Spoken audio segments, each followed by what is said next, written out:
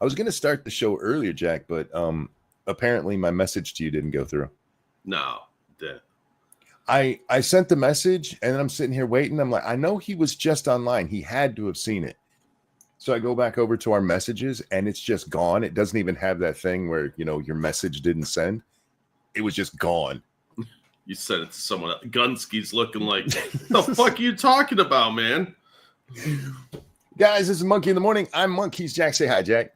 Hi, everybody. Jack, how the hell you doing, my friend? Yeah, I'm all right. How you doing? No real complaints. It's warm here finally. We're back up to near 90 today, which was pleasant. Ugh. Oh, dude, I love that shit. On the downside, it got a little colder tonight, so we had a little bit of a rainstorm come in and push the show back a little further than I wanted to do it. But I'm glad it did, because it gave me time to watch some of the Hunter Biden interview. I haven't watched the whole thing yet, and it's one of those times where I'm watching it and I'm like, ugh, I don't know that I can cover the whole thing in any kind of intelligent way, because a lot of what's said there is just, and we'll get into that more later, but there comes a point where I'm in the middle of playing my video game. I parked my character somewhere safe, turned everything off to set up the stream because it pissed me off that much. Wow. Yeah, it was incredibly fucking stupid. But we got a few stories I want to cover real fast before we get into that stuff. Some that are tragic, some that are funny, and one that's like, what moron. So let's start with the tragic one, shall we? Okay. That's where you say yes. Yes. There we go. Air Force Command pauses use of M18 handguns after security airman's death. The M18 is a Sig Sauer. Is that how you say it? Sauer? Yeah, 6 hour. Sig Sauer. The M18, it's a handgun used by the Air Force and I think in other parts of the military, but a couple of things. Usually if there's a story of a handgun death on a military base, unfortunately it's suicide. Yeah. But they're not calling it that. In fact, they've decided they are not using the M18 anymore until they do a thorough review of the gun, which tells me he accidentally got killed. Yeah, there might have been some kind of malfunction. In this article, they tell us that the 6 Hour 18 has a kind of a history, Jack, of accidentally discharging. That's not good. Yeah. And it's to the point now it's got an airman killed, and whether it's people not handling the gun properly or the gun actually has an issue, an airman lost his life, which is fucking tragic. And yeah, if this is a defect with the gun, they need to get them out of the military and out of civilian population. People are going to kill themselves accidentally. Yeah, that's a massive lawsuit set up. I don't want anybody accidentally killed with their firearm. That's not what it's for. Wow, a gun may actually kill people on its own. There are times where guns are manufactured poorly. I have no problem with suing over bad manufacture, especially if we find out like they knew that there was a problem. And yeah, if there's a defect and they're hiding it, that's not cool. The lawsuits where people are like, oh, my son got killed by a gun, when he put it to his own head, or the police shot him because he was breaking and entering or something like that. Now, fuck those lawsuits. But this kind of lawsuit I would actually absolutely support. Oh, 100%. So if this was some sort of accidental discharge, they need to know how reliable these guns are. They're going to have to run them through a lot of tests, get independent verification. Normally, 6 hours are pretty reliable guns. I've seen some real good ones over the years, but if they have a bad one, that could destroy their company. I mean, that's reputational damage there. Cigar Chomping Penguin asked if this is the one that Brandon Herrera has been giving Sig shit over. I don't know. I don't watch Brandon Herrera, but I wouldn't be shocked, given the history that's mentioned in this article, that this would be one he was going after. But yeah, so tragically that happened, and it sucks. So let's move to the lighter side, Jack. people are going to starve to death, and that makes me laugh. They're not going to starve to death. Just saying. Sunfresh Market on Kansas City, Missouri's east side is in decline. I love that they call it in decline. With rotten odors and empty shelves. This is Sunfresh Market is a Kansas City, Missouri test, I guess is the best way to say it. They're having problems over there. Go ahead, my friend. No, I was just agreeing with you. They're having problems in Kansas City's east side there with a food desert. You see, nobody wants to work in the hood. People come in to set up grocery stores, and they realize that they're not going to make any kind of money, and so they leave. And they're not making money for the same reason that this place isn't. So the city decides they're going to basically run their own grocery store, Jack. And, well, you've seen how the government runs things. Would you want to go to their grocery store?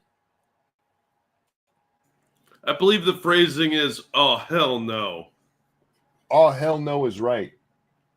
They raised like $1 million for this strip mall thing that they built, and part of that was this business. They're having trouble getting deliveries in, which is why their shelves are empty. The stuff that is there, the reporter, remember, this is a modern reporter, Jack. They support shit like this. And their description of it is, I walked in and it smelled like everything was rotting. That's not a good sign for your government-run thing. But one of the biggest problems that they're having is all the fucking crime. It's the same reason that grocery stores pull out in the first place. All the fucking crime. What? You're crazy. No, but they're just wanting the bread, monkey. So instead of addressing the crime problem, the government's like, here, I'm from the government and I'm here to help. So now you have an empty, stinky grocery store that's still crime-ridden and nobody can get groceries. Eventually, they have to catch on to the underlying causes, right? Like, eventually they have to understand that places that don't have crime tend to have better things. And get called racist? I don't think so, monkey. That's so colonialist, oppressor, gentrification of you. Again, I think it's fucking real racism to suggest that black people don't want to live in crime-free areas. Oh, absolutely. But that's not the Democrat way. They want them securely on the plantation again under the despotism of freebies. You want grocery stores to come back in, clean up, and not just crime, Jack, drug crime. Oh, you yeah. know, the thing that the Democrats, we can take care of crime if we just make drugs legal. Yeah, how'd that work out in Portland? Seattle. San Francisco, Seattle, basically the West Coast. I mean, all it's doing is destroying their cities. Yep. Look, I think you should be allowed to do whatever fucking drugs you want. And I mean that sincerely, but I think you should have to do them in your own home. Just like I don't think you should be publicly intoxicated. I don't think you should be publicly high. Because chances are you're going to be a degenerate and ruin everybody else's good time. And poop on the sidewalk. You want to get high in your house? Look, it's illegal, so I'm not telling you to do it. I say I support your right to do it. But they have them out there in the streets shooting up. When the lockdowns end there in San Francisco, they try to get businesses back up and running and shit, and they can't because there are druggies passed out all over the fucking sidewalk. And they won't do a damn thing about it. They say that the store owners are just being bigots. So they're mean to unhoused people. Well, you wouldn't have as much homelessness if you crack down on the rampant outdoor drug use and bring back asylums. And I know they get this because Hollywood is run by liberals. And anytime they do a utopian society, there's no crime there. Anytime there's like a utopian thing in Hollywood, There's always like an underground place that's crime ridden and dirty.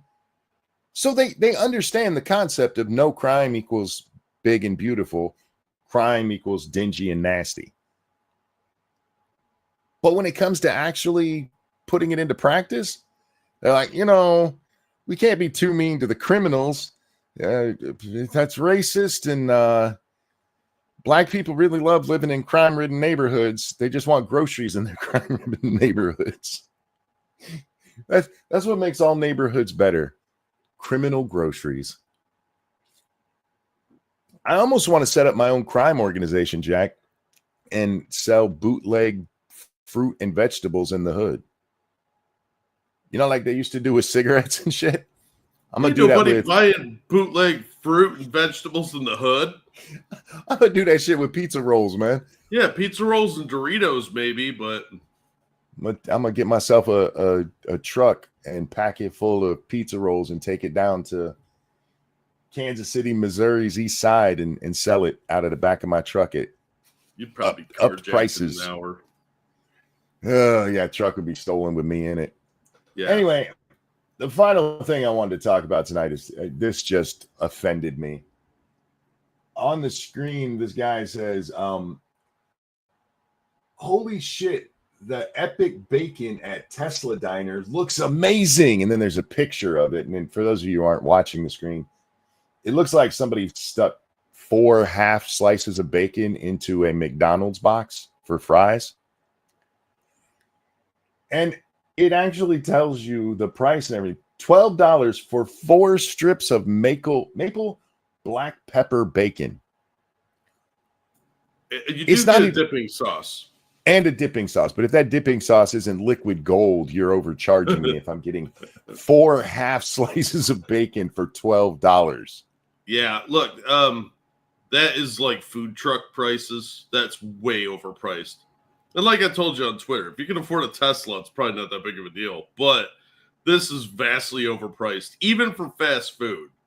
Fast food's a fucking scam these days, but this is almost like chicken wing prices, where they're at least though this way you got bacon. Yeah, but still, fucking $12 for 4. It's basically two slices of bacon for $12. Yep, that's kind of genius if you think about it, because they're scamming dumb people. For another slice at their prices, you could get a whole pound of bacon. Oh yeah, easily. Damn, people are really willing to give up their money. By the way, guys, we are brought to you by you. If you enjoy the show, donate to Jack or myself. Yes, we can afford overpriced bacon. We can afford it, but we won't be. I would, even if they say, "Hey, Frank, why don't you come here and we'll pay for it?" I'll be like, "I'm going to give it to the dummies who bought the other stuff because you ripped them off."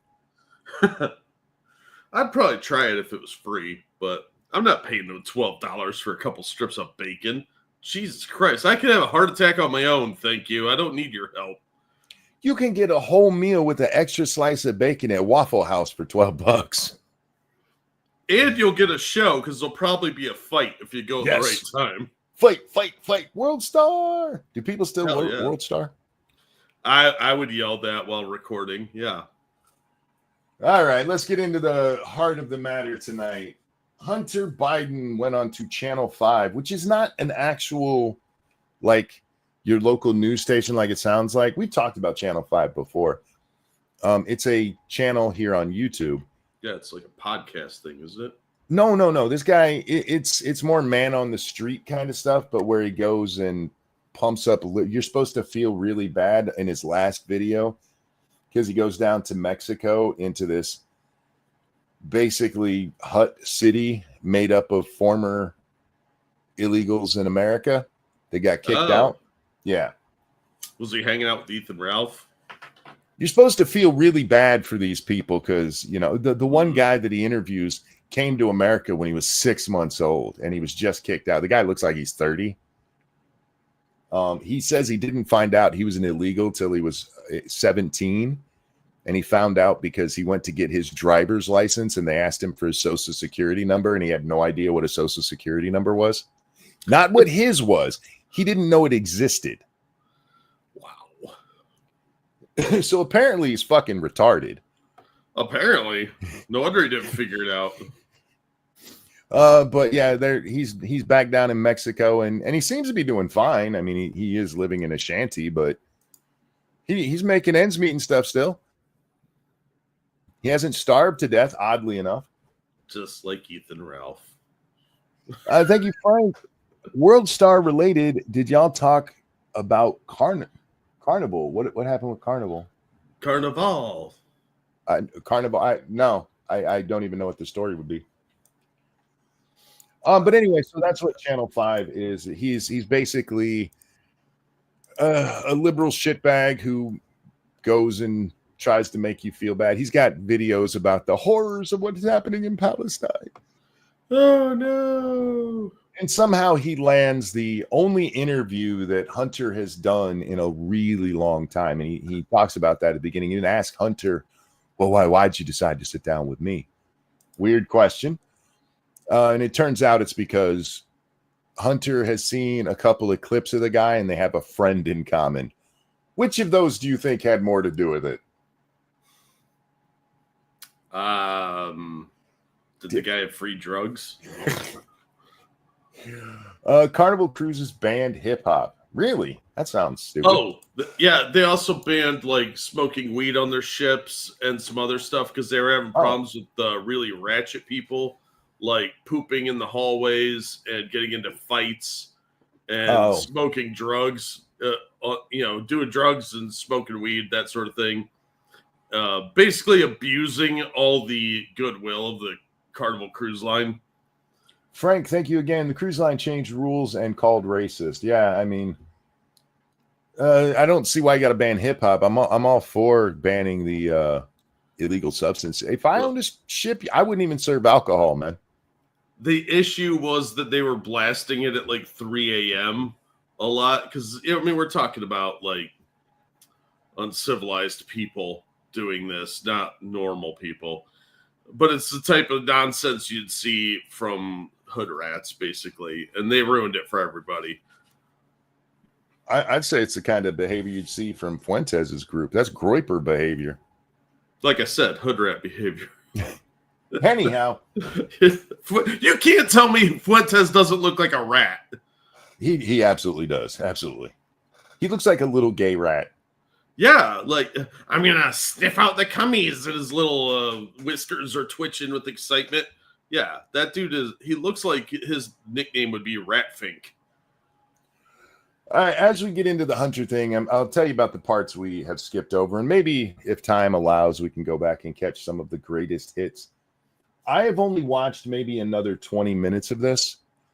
The next part that comes up that I didn't get to is the laptop, and I think we'll watch a little bit of that at least, because I'm very interested to hear Hunter's telling of that kind of story. Because what we've missed so far is basically him talking about drugs and addiction, and he tells this story, Jack, about how he's in recovery, right? And he's going to his sponsors and stuff, and this is where he goes all downhill after his brother dies.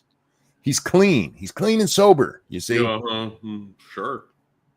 But he goes and tells somebody that he'd partaken of some drugs. He did a little bit of druggies because he just couldn't help himself. And they were like, well, we have to test you. And he went, no, I told you what I did. You shouldn't have to test me because then there's a report on it and that's not covered by HIPAA. Okay. What? Yeah, that's what he says. And so the people tell him, well, if you don't let us test you, then you have to get out. And so he gets out. Remember, he's clean and sober at this point, even though he just admitted he'd been doing drugs. Yeah. This is the Hunter Biden world.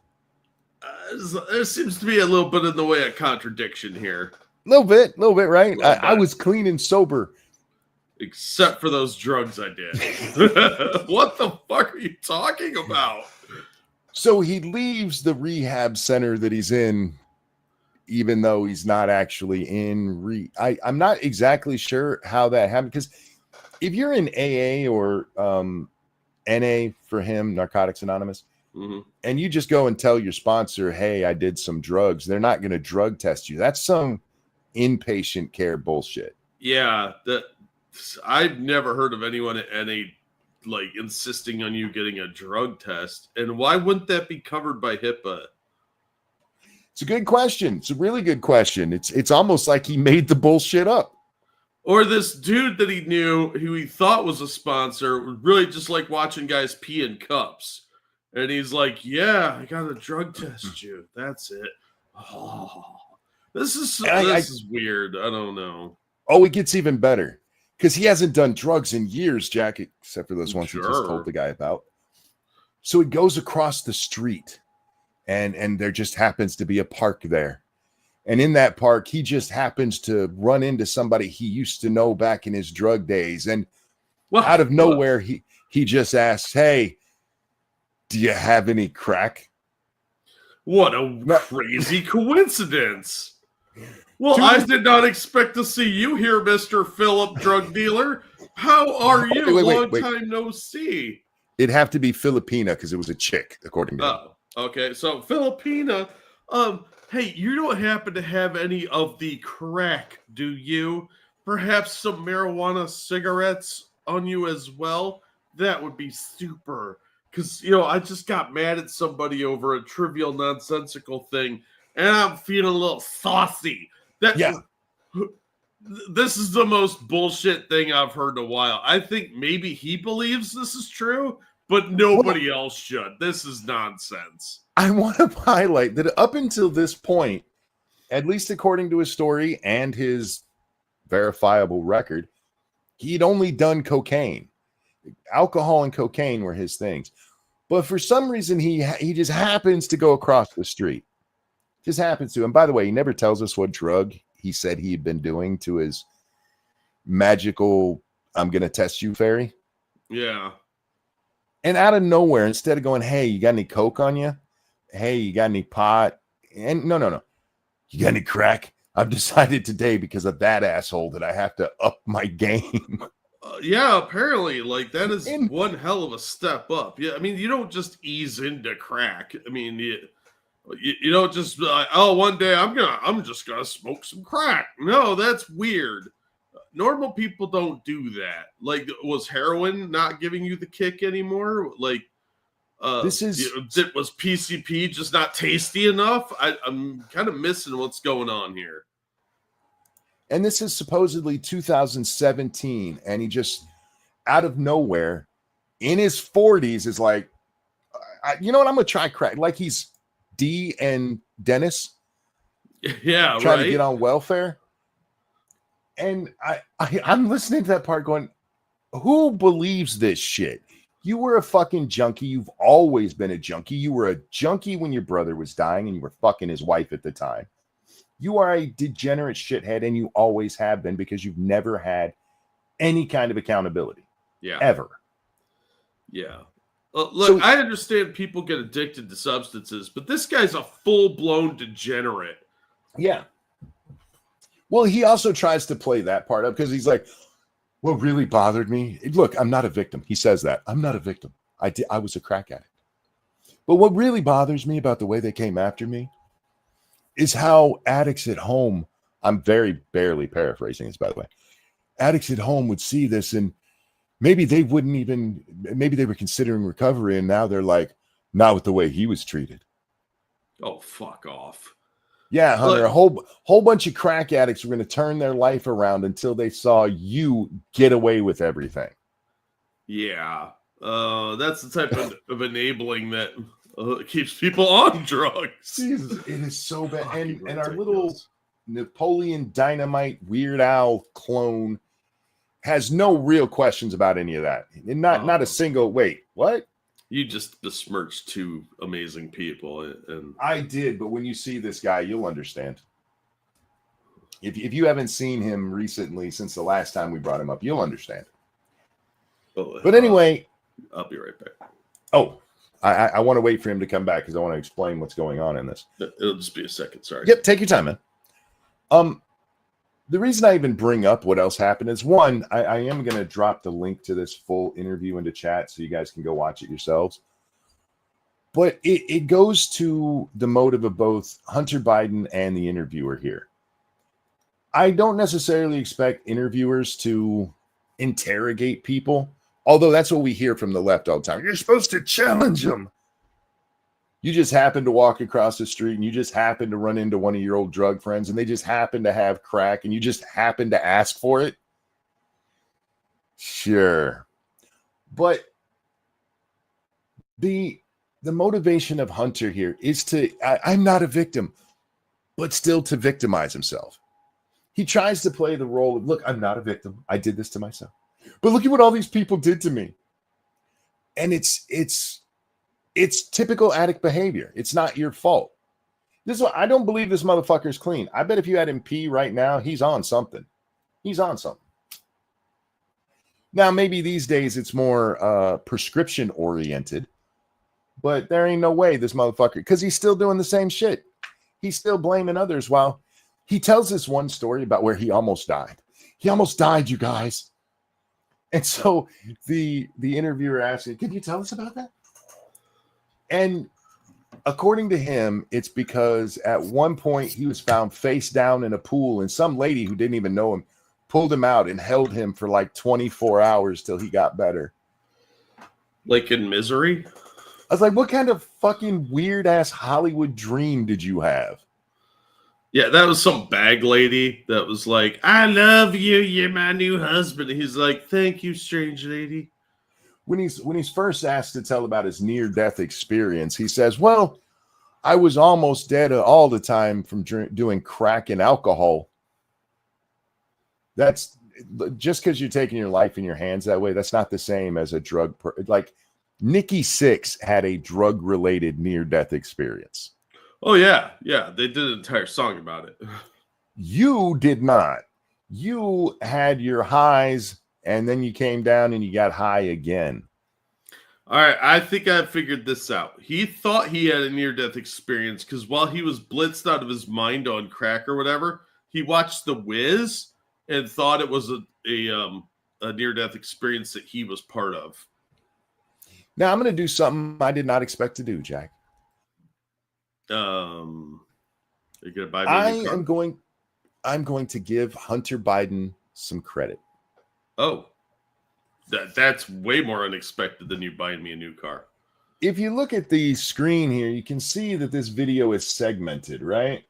And each one is a little topic because somebody at Channel 5 actually does the stuff you're supposed to do to get people to watch your stuff, unlike us. Suckers. And this part is called the Crime Bill and Drug Sentencing Reform, which weirdly enough isn't what they're talking about for most of this. Oh. But Hunter gets some history correct in here that most Democrats will never talk about. And I was actually shocked about it. Did I see a floating Jesus in there? You might have. Okay, I don't want to know. Never mind. He talks about right after the Civil War. And he talks about how a lot of people will attribute black neighborhoods and why they're so run down and everything to it always being this way. And he actually points out, no. Do you know the first black senators in the United States happened like literally right after the Civil War from South Carolina?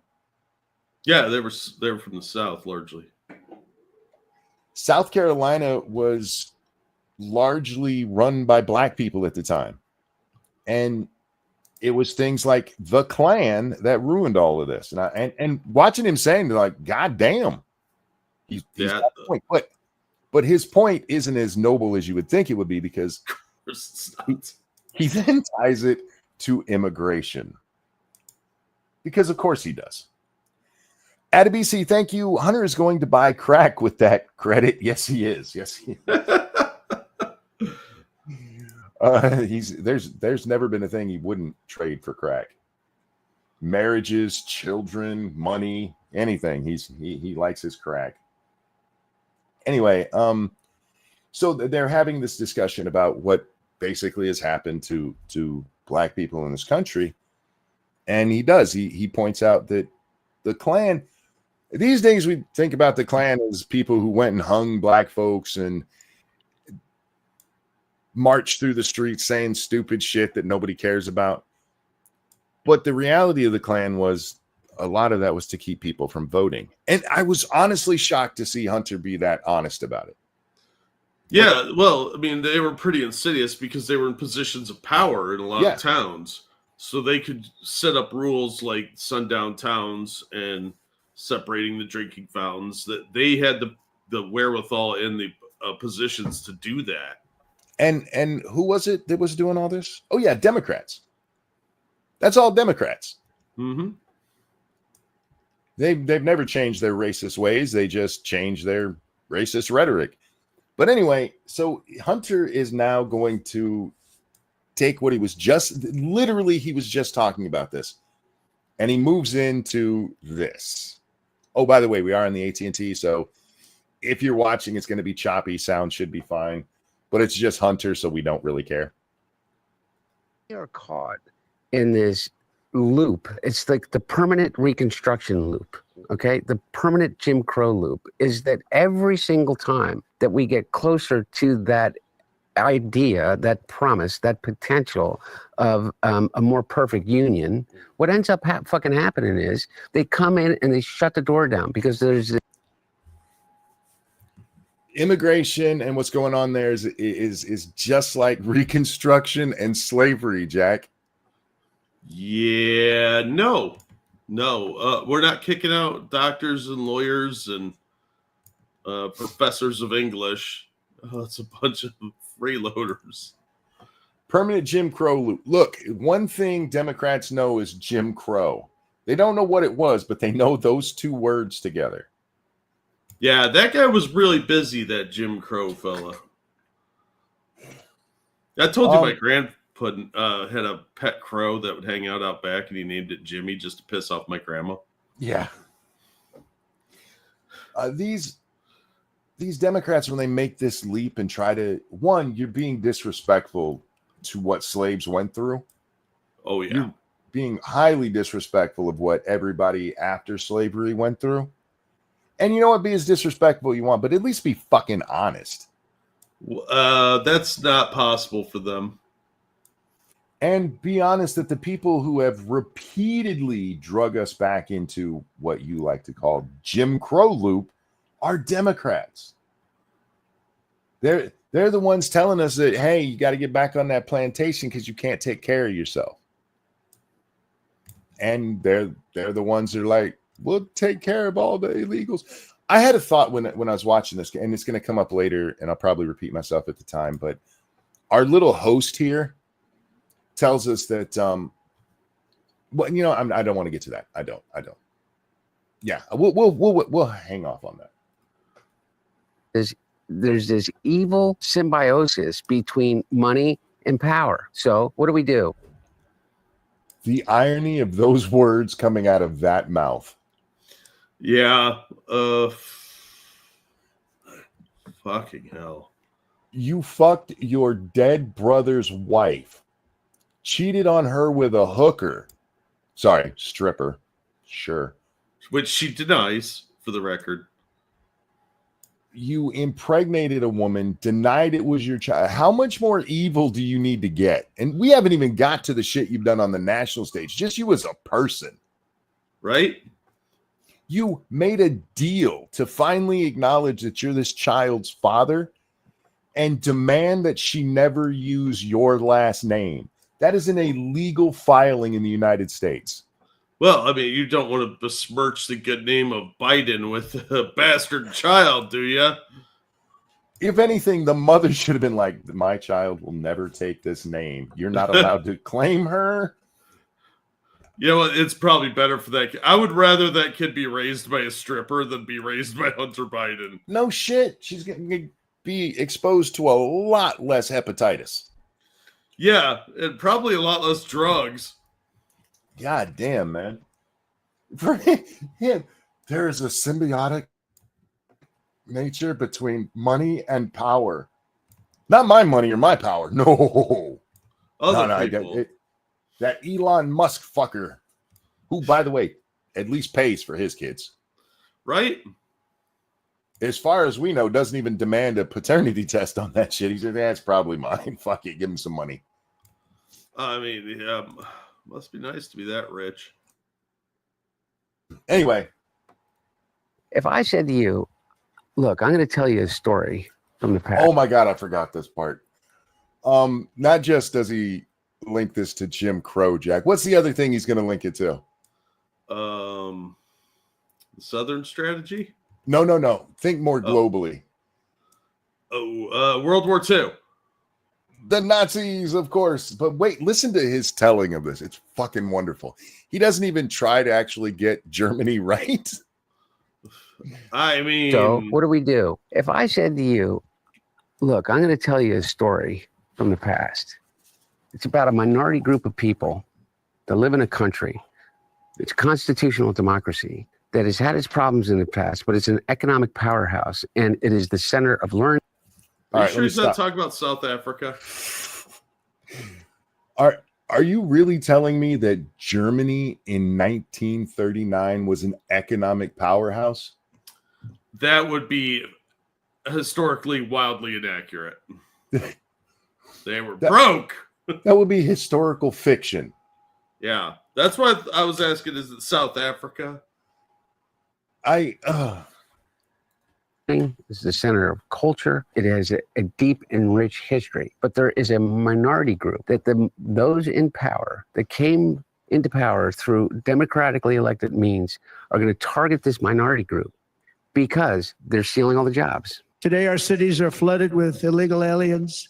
Americans are being squeezed out of the labor force and their jobs are taken. They're not originally citizens. They're not the original people. One, you could be, with what he's described so far, he could be talking about America through the ages.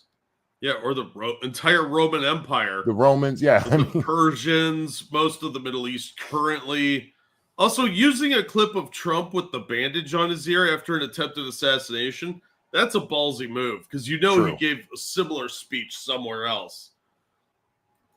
Mexico sends its Oh, people. go ahead. Real quick. Thank you, Frosted Glass. So Hunter ran into a female friend who was willing and able to sell him crack, huh? I think we all know what happened. Damn you, Nick Rekieta's daughter. And remember how Jews broke into Germany and wanted to stay, but Germany wouldn't let them? Yeah, those were all deportation centers. They were, I mean, that was probably true of the gypsies, but This is what I talk about when I say these guys are bad at analogies. oh, they're terrible at them. He's Well, they're trying historically illiterate. That's why. he's trying so hard to force this into Nazi Germany, Yeah. that he's got to throw out. He actually called World War II, pre-World War II, leading up to it, called Germany an economic powerhouse. Part of the reason that the people of Germany got behind Hitler was because they were broke as fuck. Their money Yeah. was worth nothing. People would literally let their staff go on break every hour and pay them so they could run out and buy food before the prices went up again. And after a while, people had to take wheelbarrows full of money to get food. The Treaty of Versailles just destroyed the German economy. I'm not saying the Germans didn't bear quite a bit of responsibility for World War I and the horrors of it, but the conditions of the treaty were fucking oppressive. And that was largely due to Woodrow Wilson wanting to punish them. Yep. And he made it so egregious, there's no way they could have ever paid that back in a reasonable manner without crippling their economy. But that's how vindictive that piece of shit was. And that's not a productive thing. That's why Lincoln went with reconciliation Yes. and reconstruction, because he's like, look, we're all Americans. We need to get past this.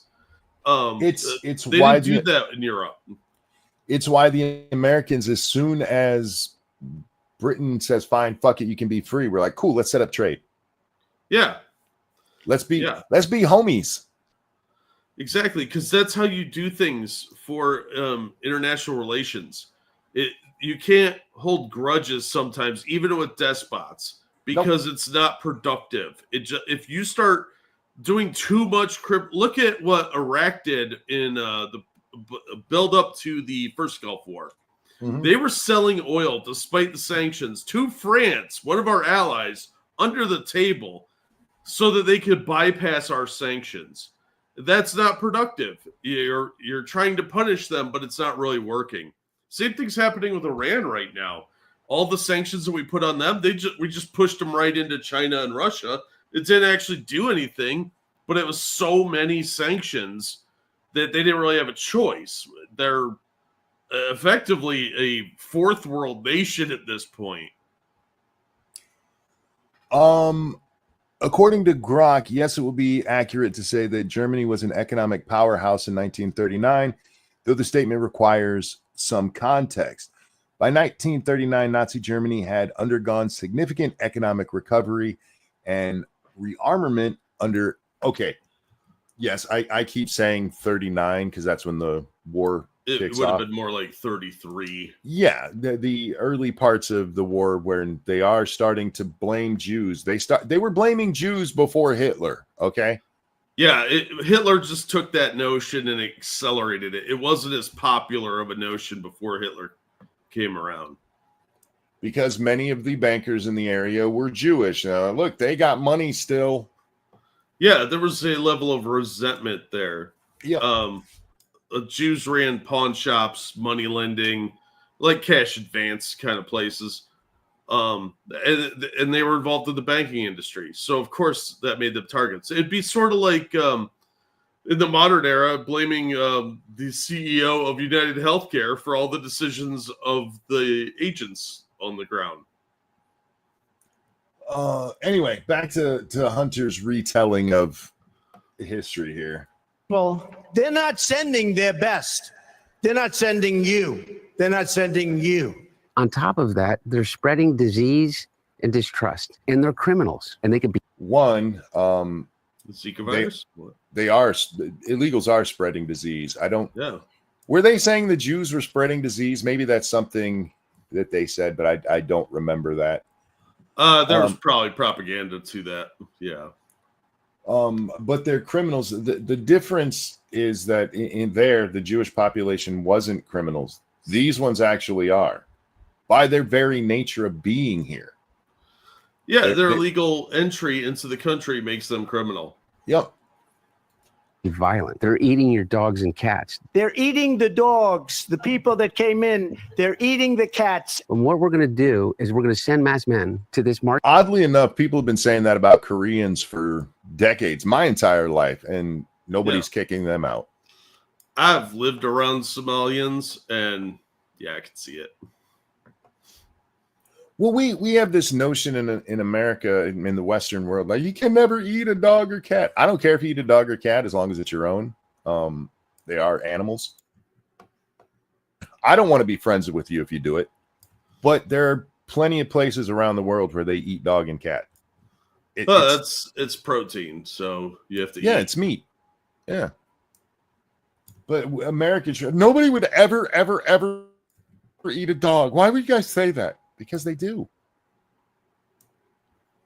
Marginalized group, and we are going to take them, put them on planes, put them on buses, put them on trains, and send them to a prison camp in a foreign country. What am I doing? He's right. We should be using boxcars. Putting them on trains and boats to take them to prison camps in another country. Okay, one, that's not a prison camp. That's a prison. And most of the people that we've sent there, Jack, are from there. Look, your hate facts have no place here, sir. We have a narrative to push. They weren't sending Jews back to the Dachau normal prison in Poland. They were sending them to a death camp. Dark Resurrect, thank you so very much for that. Feminist, $12. To be fair, the Nazis compared the Jews to rats, which are known to spread disease. Fair, I mean, but when we say illegals are spreading disease, it's because we've actually seen the return of diseases that haven't been in America for a long, long time. Because these are people coming from places where they're not inoculated. Like measles, whooping cough, tuberculosis, which is antibiotic resistant in most cases now, and Zika virus. Yeah, among others. We're not going, those Mexicans look like rats. Clearly they spread disease. Anyway. Describing right then. Am I describing Germany? Am I describing the United States right now? Because I will. Well, first of all, you said if I told you there was a country in the past, then you couldn't be describing the United States right now. Because that's not how past and right now work. What if he's from the future? Because that's how he starts his thing. If I told you there was a country in the past and then he starts describing, am I talking about Germany or the United States right now? He's a time traveler. That's why he needs the crack. Well, you were trying to describe Germany, but you did a horrible job at it. Yeah. And you were also trying to describe America while doing a horrible job at that as well. I don't are we sending all of our illegals to the El Salvadorian prison?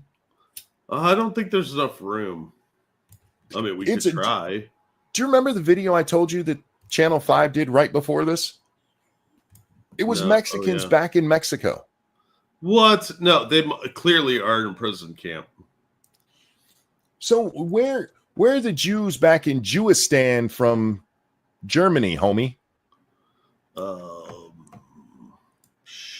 I'm sure you got all these little clips you like to play as Hunter saying retarded shit.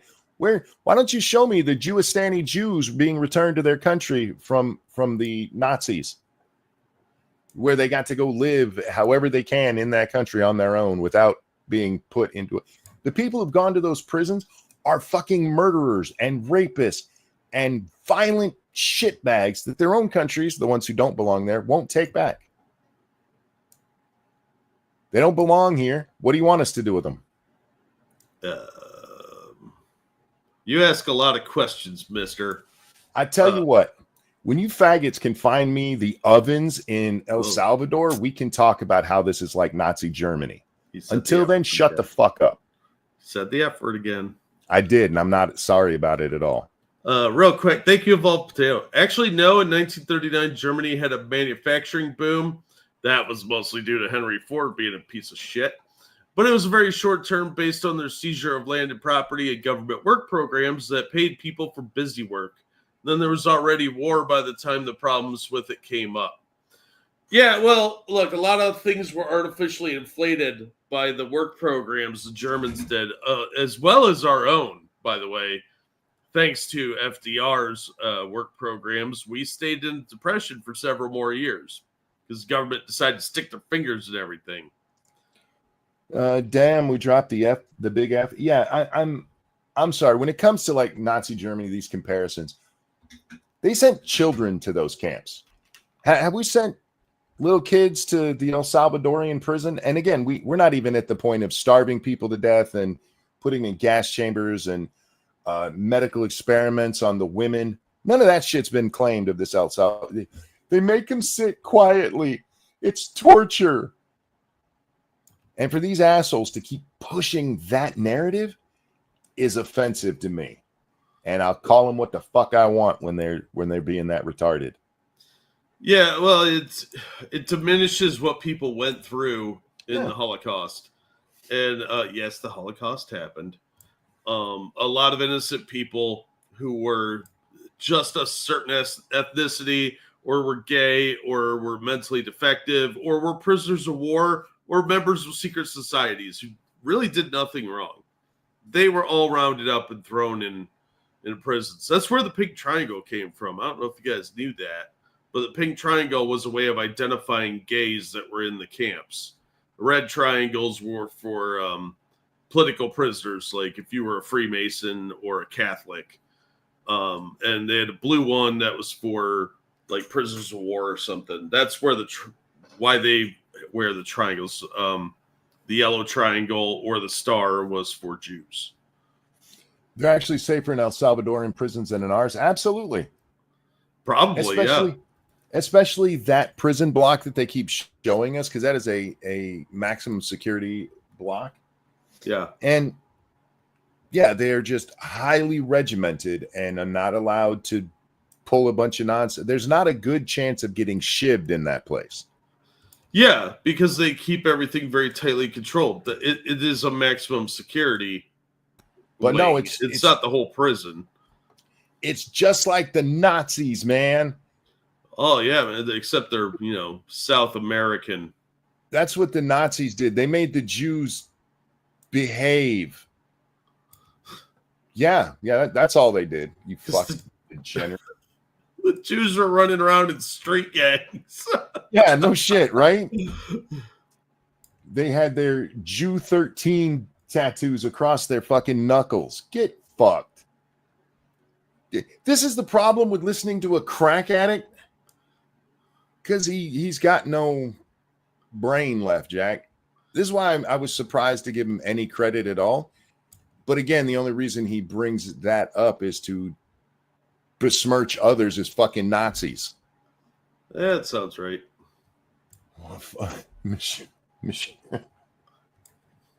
Fucking faithless. All right, here we go. Tell you what, if you think that the prison in El Salvador is not a fucking concentration camp, you're out of your fucking mind. You're out of your mind, monkey. You just don't know. You're not historically educated like Professor Biden here. I guess they're gonna have to show me the women that are being experimented on for fertility issues. Yeah, or the mentally ill people that they do like lobotomies on an electroshock. Gonna have to see a little more Mengele evidence. You're just crazy if you. The pictures from Obama when he had kids in cages is more concentration camp than the picture that they showed as he was saying that. Yes. Look, they've got them knelt over on their knees with their hands behind their heads. Yeah, so that they don't jump up and you got to shoot them. Have you ever seen documentaries on Russian prisons? Russian, no, but I've seen some on like Singapore and China. Yeah. Yeah. They're all way worse than El Salvador. All of them. Everyone we just named. You go to like Thailand to go to jail, you're probably not coming out. You go to anywhere in Southeast Asia in prison, you're probably not coming out. Not like you were anyway. China, oh my God, what they do to the Uyghurs is 1,000 times worse than El Salvador. Then the Russian prisons are way worse. They will beat you for nothing over there. Danger says they don't even get Netflix. This is like Nazi Germany. Yes, exactly. That's the level of thinking we have going on here. Yeah, this rich elitist does not understand suffering. No, if you go back to the parts we skipped, he's asked about, all the tragedy in his life. And so he knows suffering, that, everybody has suffering, but he seems to have his own crosses to bear, Jack. Oh, whatever. Like, your family did experience some tragedy, but I would not say that is on par with like going through a gulag or a concentration camp. Look, I don't want to diminish the real devastation in their family, but I will also point out that they've never had a tragedy in their family that they didn't exploit for political power. Yeah, it's hard to feel sympathy for people that don't actually seem to have emotions. Joe couldn't wait to talk about his dead wife and daughter until he had a dead son, and then that became his favorite topic. Yeah, and he doesn't take any responsibility for standing on their graves either. You don't see the Kennedys doing that. You don't see that, even as disgusting as I find most of the Kennedy family. They're not out there going, but my uncle got shot. Chapaquano. Anyway.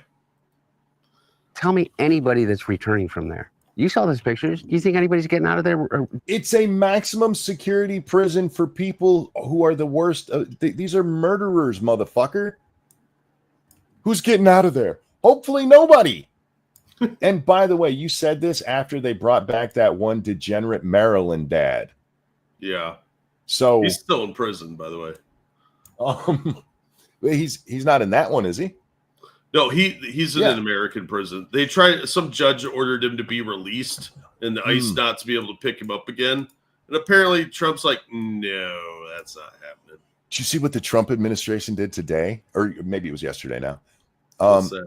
Well, yesterday, as in what day Few are we on hours ago. technically? We are I don't know, technically on Thursday? Thursday. So on Tuesday.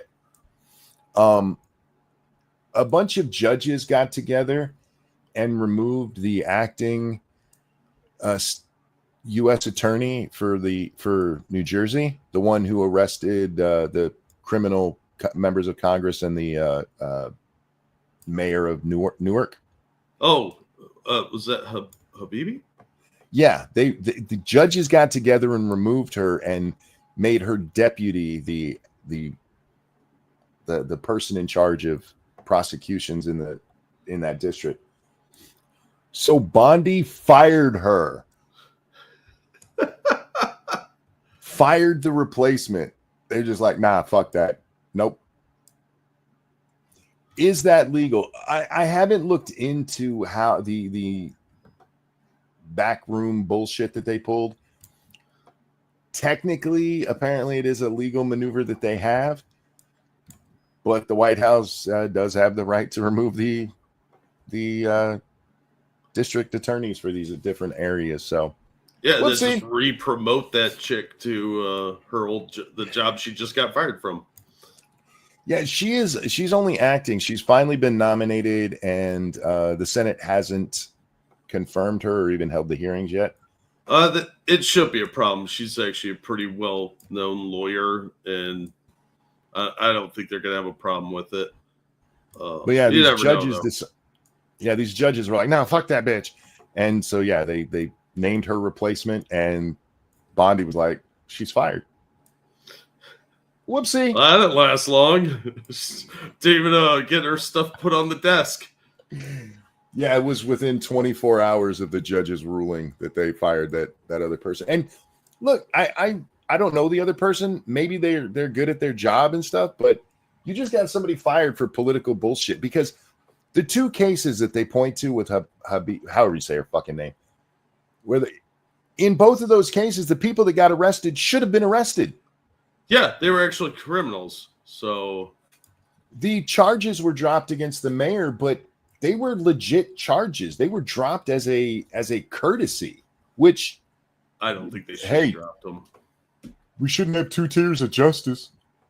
Yeah, that's the problem, is that government employees are always back end protected like nobility. It's disgusting. He should have been prosecuted. Real quick, though, thank you, Dark Resurrect, for that feminist donation. When the Uyghurs, I can't spell it. It's okay. You were close enough. Are going through is the closest to concentration camps we have in the modern era. Organ harvesting, sterilization, reduction, etc. Yep. But nobody wants to talk about it because nobody wants to risk that China money. China has way too much influence in this country. I like that Dangerous thinks if he just spells that name enough, I'll say it properly. Uyghurs or Habibi? Her. Yeah. Ask nuts how well that works out. Yeah. Going on like a decade with that one. And her name is spelled correctly every time it's on the screen. Anyway, back to Hunter here. You know, is it a rehabilitation center? You think I've been to those places in South Sudan and around in those areas? Has anybody called the El Salvadorian prison a rehabilitation center? I don't know why they would. It's a prison. Do you think anybody's getting out of those South Sudan prisons ever?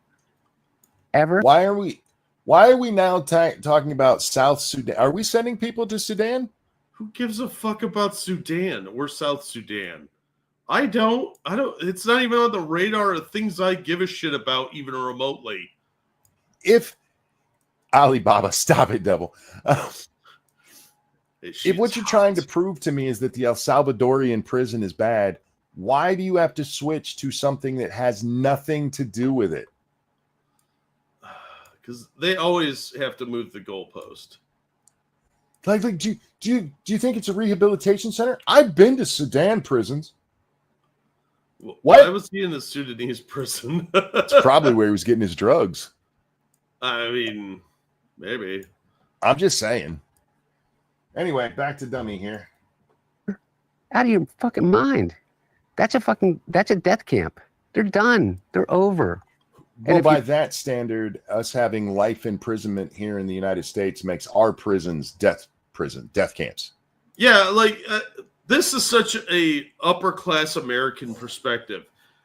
The majority of the world believes in locking away scumbags. If you're Yeah. a murderer or a rapist or a kid diddler, in most countries, they throw away the keys. In places like Egypt, they castrate you. You know why? They don't want any more of your nonsense. Yep. But they want to make it out to like they're never getting out of that prison. Some people Neat. shouldn't. Did Manson ever get out? Nope. They have death camps there they have death prisons there in California. Oh no! Look, some people shouldn't get out of jail. They're bad No. people, or they're monstrous. And they have no soul. Whatever you want to say, they're evil. And we have gotten so far away from the recognition that there are evil people out there, because you cannot rehabilitate everybody. That is a delusion of the highest order. It shocks me that even this dipshit doesn't seem to recognize that. Faithless said that Sudan is one of the third-party nations Trump got permission to send illegals to, but have we actually sent any? I'm willing to believe that he got permission to send them there, but if we haven't sent them there, it's not related to the topic. I have no problem But- sending people there. Fuck it. See this. Well, you just brought up is me and Scribbles used to have the death penalty conversation often, and he had this notion that if you put people in jail, just leave them there for life, that they're going to spend that whole time feeling bad about what they did because they have to live with it, not realizing that a lot of these dirty motherfuckers have no guilt over what they did. No, and if anything, they have animosity for the fact that they're being punished at all. Yeah, There are plenty of people that only recognize themselves as real people. And Trust I'm me, not talking I about wish- psychos. I wish the world worked like Hollywood, where everybody who's in prison is haunted by the crimes they've done. No, most of them Well, are most just of them aren't. angry that they got caught. Yep. You can't rehabilitate somebody who doesn't think they did something wrong. Yeah, like I said, some people are just evil. Like, we used to recognize that fact that there are just some people out there that either have no soul or are wired wrong, but they are just monsters in human skin. And if you don't separate them from normal society, they will continue to hurt people and prey on them. Thank you, Assassin of the Grave. Feminist $12. A double feminist $12. Woo. Plus tip times 2. Remember, Crackhead Hunter's soul expired the first night child sniffing Joe cornholed him as a child. He and Ashley both show clear psychological signs of sniffing abuse. I think Hunter's abuse was of a different sort, of a neglectful father and a culture around him that maybe somebody else might have touched him. I don't think there's any. Joe has always shown a proclivity for young girls. Never. Maybe Hunter was the only one there. I have no proof of the Hunter stuff. The Ashley stuff, however, when the child is old enough to know you shouldn't be showering together, you shouldn't be showering together. Yeah, That should be a pretty simple rule. I mean, it's super creepy. I don't doubt there's a lot more to those stories about Joe. It wouldn't surprise me if he sniffed the other kids, but I don't know. I don't think he bad cared person. about his sons. I'm just going to be honest. Till they were useful to him, no. Yeah. Like everything else in his life, it was a prop for his political career. Yeah. which is pretty disgusting to Mhm. have kids so you can have a prop. You're not dead. You would want to be dead if you were in that prison. And we just Well, sent a I bunch of wouldn't want prisoners to be uncomfortable. Oh, God forbid they're uncomfortable as punishment for all the horrific shit they did. A guy who Ugh. raped and murdered an American citizen, I wouldn't want them to go to an El Salvadorian prison and wish they were dead. I want them to be in a 5-star hotel with room service and hourly massages. Well, I mean, that might rehabilitate them, right? No, some places are just for punishment. I hate this bullshit, this hippie nonsense. It's so unrealistic. Yeah. people without due process. Some of them, most likely, legally in the United States. Some of them most likely legally. That is one hell of a sentence. Yeah. Also, due process doesn't apply to non-citizens as far as I'm concerned. Well, again, due process doesn't mean going before a judge. This is the nonsense of. I had to correct a Republican on this the other day. Stop misusing due process. Due process doesn't always mean going before a judge. If the legal standard is you're caught here, we find out you're illegal, we immediately kick you out. Getting kicked out after you were caught would be due process, because all due process means is you're following the law. In a timely manner, generally speaking. Yeah. That the legal protections you're entitled to are exercised. Yeah. We don't have to give you legal protection. No. And fuck these people. They broke the rules, circumvented them knowing that they were circumventing the rules, and they got caught. Boo hoo hoo. Wah. Oh, you don't get to murder our people anymore. You don't get to go drunk driving. Oh, no. Wah. Oh, here's me caring so much. Fuck off. Who's the other clown in the cap? He's the guy that runs Channel 5 here. See what I mean? This wannabe Napoleon Dynamite / Weird Al. You look ridiculous and you're an idiot. Just want to throw that out. He looks weird, yeah. Get a suit jacket that fits. That is way too big for you. Why are you wearing a suit jacket with jeans? He's cool, man. He's hip. He's hip like the kids. From what, 1983 Miami Vice? Think of that poor guy that they said was a gang member because he had a tattoo on his arm that was a makeup artist. And I love that they're using this example instead of the Maryland dad. I haven't looked into this guy enough to know, but he wasn't here legally either. Yeah. And he probably is a gang member, let's be honest.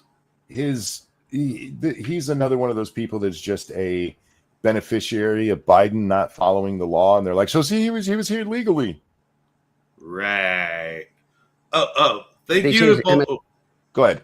Thank you, Evolved Potato. Sometimes being shot dead by the police is due process. Yep, true. I agree. That's 100% true. Yeah, look, rabid dogs need to be put down sometimes. It's just the way of life. Don't have to like it, but that's the way of life.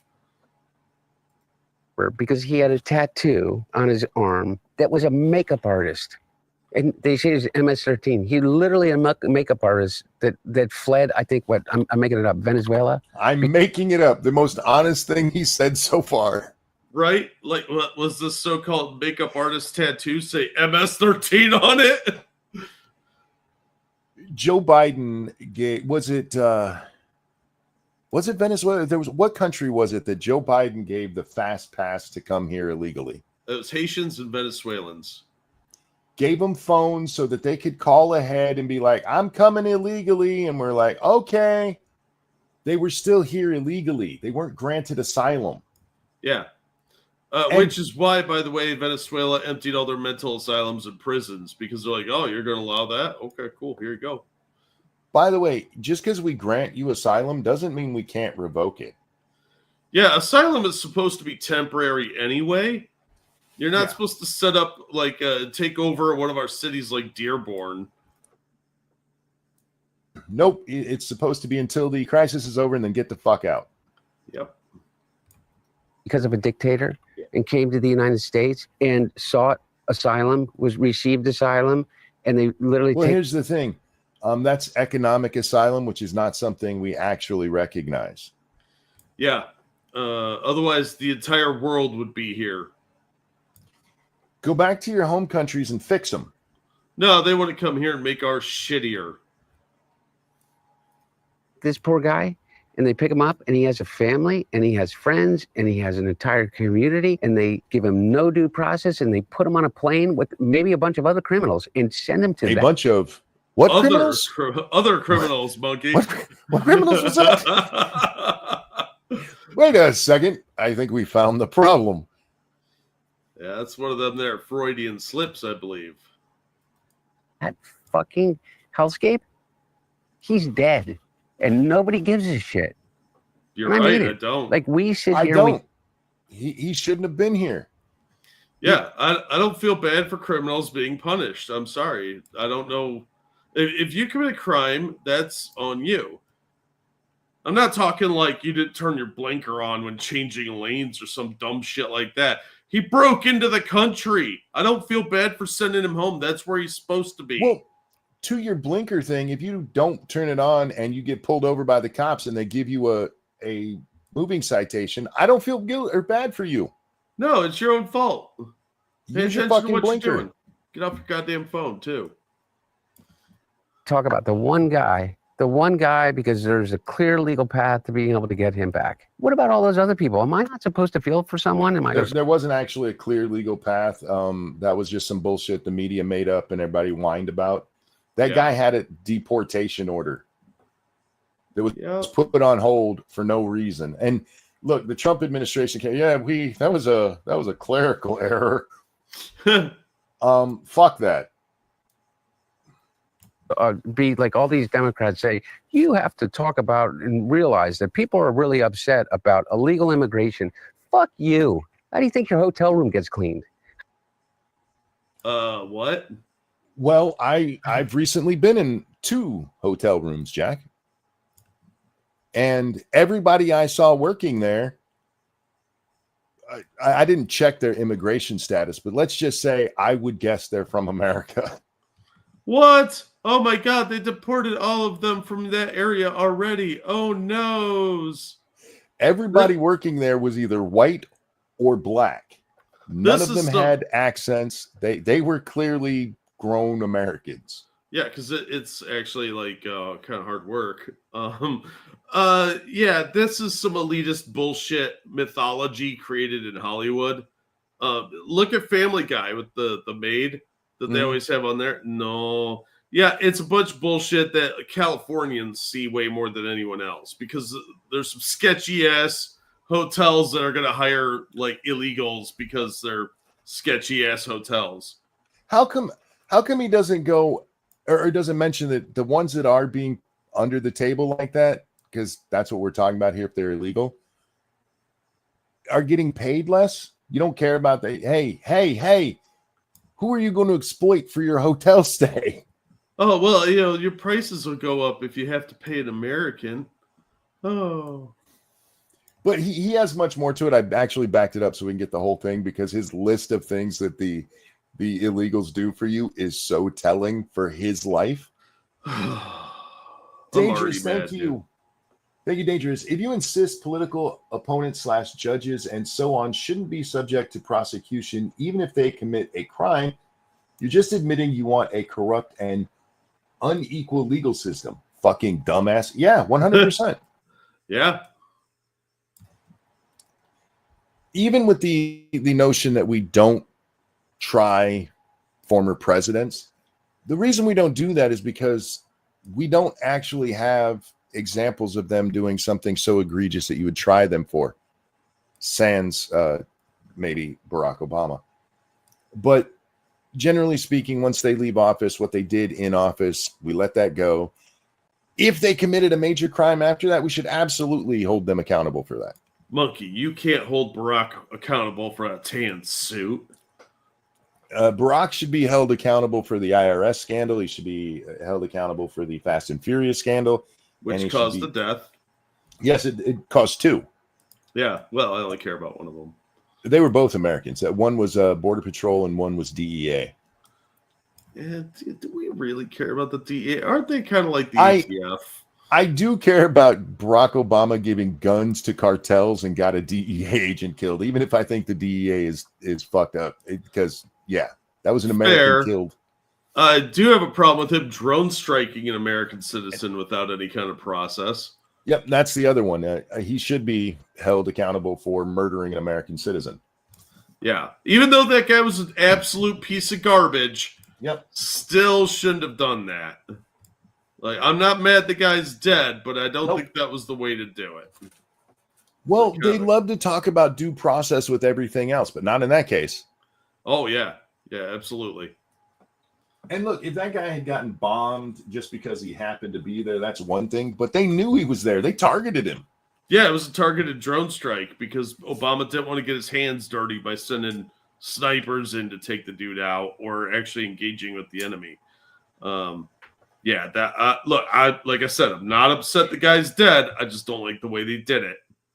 Same problem I had with the cop killer in Dallas, the guy that shot the 5 cops. They drove a robot in with a grenade and killed him, or an explosive device.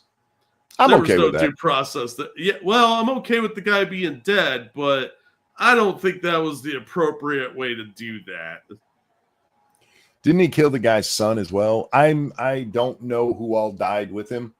Killed a whole bunch of people. Obama killed a couple of seemingly innocent people too with the drone strikes. What I don't understand is why you would announce it that way.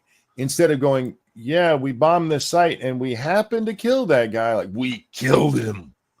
Oh, they were proud of it because they know the press will spin it in a way that's heroic. Yep. Because he's Obama. Anyway, back to Dickhead here.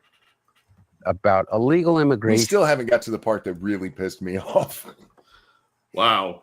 This is the build up to me getting pissed off enough to go ahead and stop my video game. You made me stop playing a video game, faggot. I got to stop saying that. I'm going to turn into Melanie Mac. Right? Dickhead. Fuck you. How do you think your hotel room gets cleaned? How do you think you got food on your fucking table? Who do you think washes your dishes? Who do you think does? Jack, you got illegals washing your dishes? I wish. See what I mean about it? He's telling us way more about his life than I think he meant to. Yeah. What a fucking scumbag. How do you think you get your food? I don't know, from farmers at the grocery store? I mean, With the hotel, okay, I can see that. We know there's shady people out there who hire illegals to do the maid work and stuff. There's the ongoing bullshit about we wouldn't have any food if it wasn't for illegals. Okay. Washing your dishes? Where the fuck did that come from?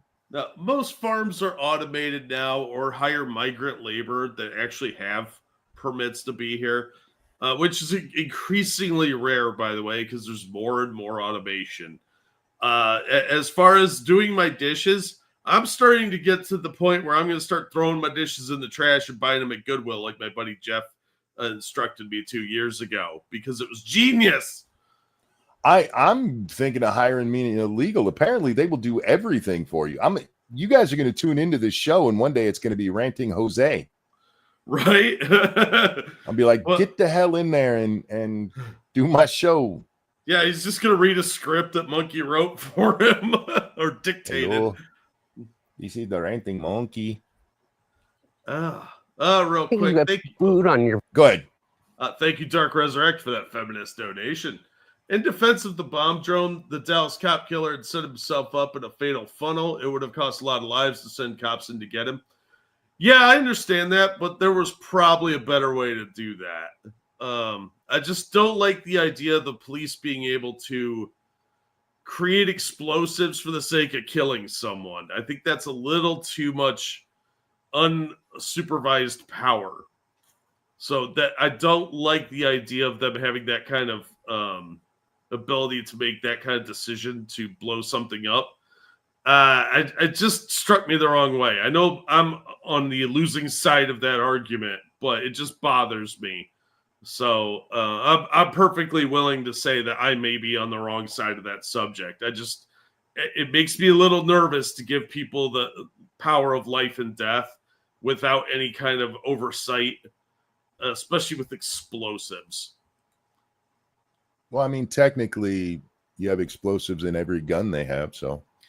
Yeah, but yeah, you know what I'm talking about. Making an IED to kill someone's a lot different than shooting them. If they had used a sniper, it would have been fine with me. But crafting an explosive to kill the guy, I don't know. That just struck me as that's one step away from using tanks. You know, I kind of have a problem with the militarization of police as it is. And I just didn't like the fact that it was an explosive. I know I'm on the losing side of this argument, but that just kind of rubbed me the wrong way. I don't know why.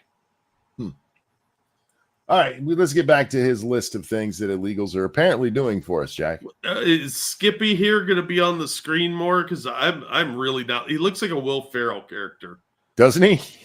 It's upsetting me. Don't worry, we'll get a close up later when he talks. And I believe it was his words that actually pissed me off enough to shut off my game.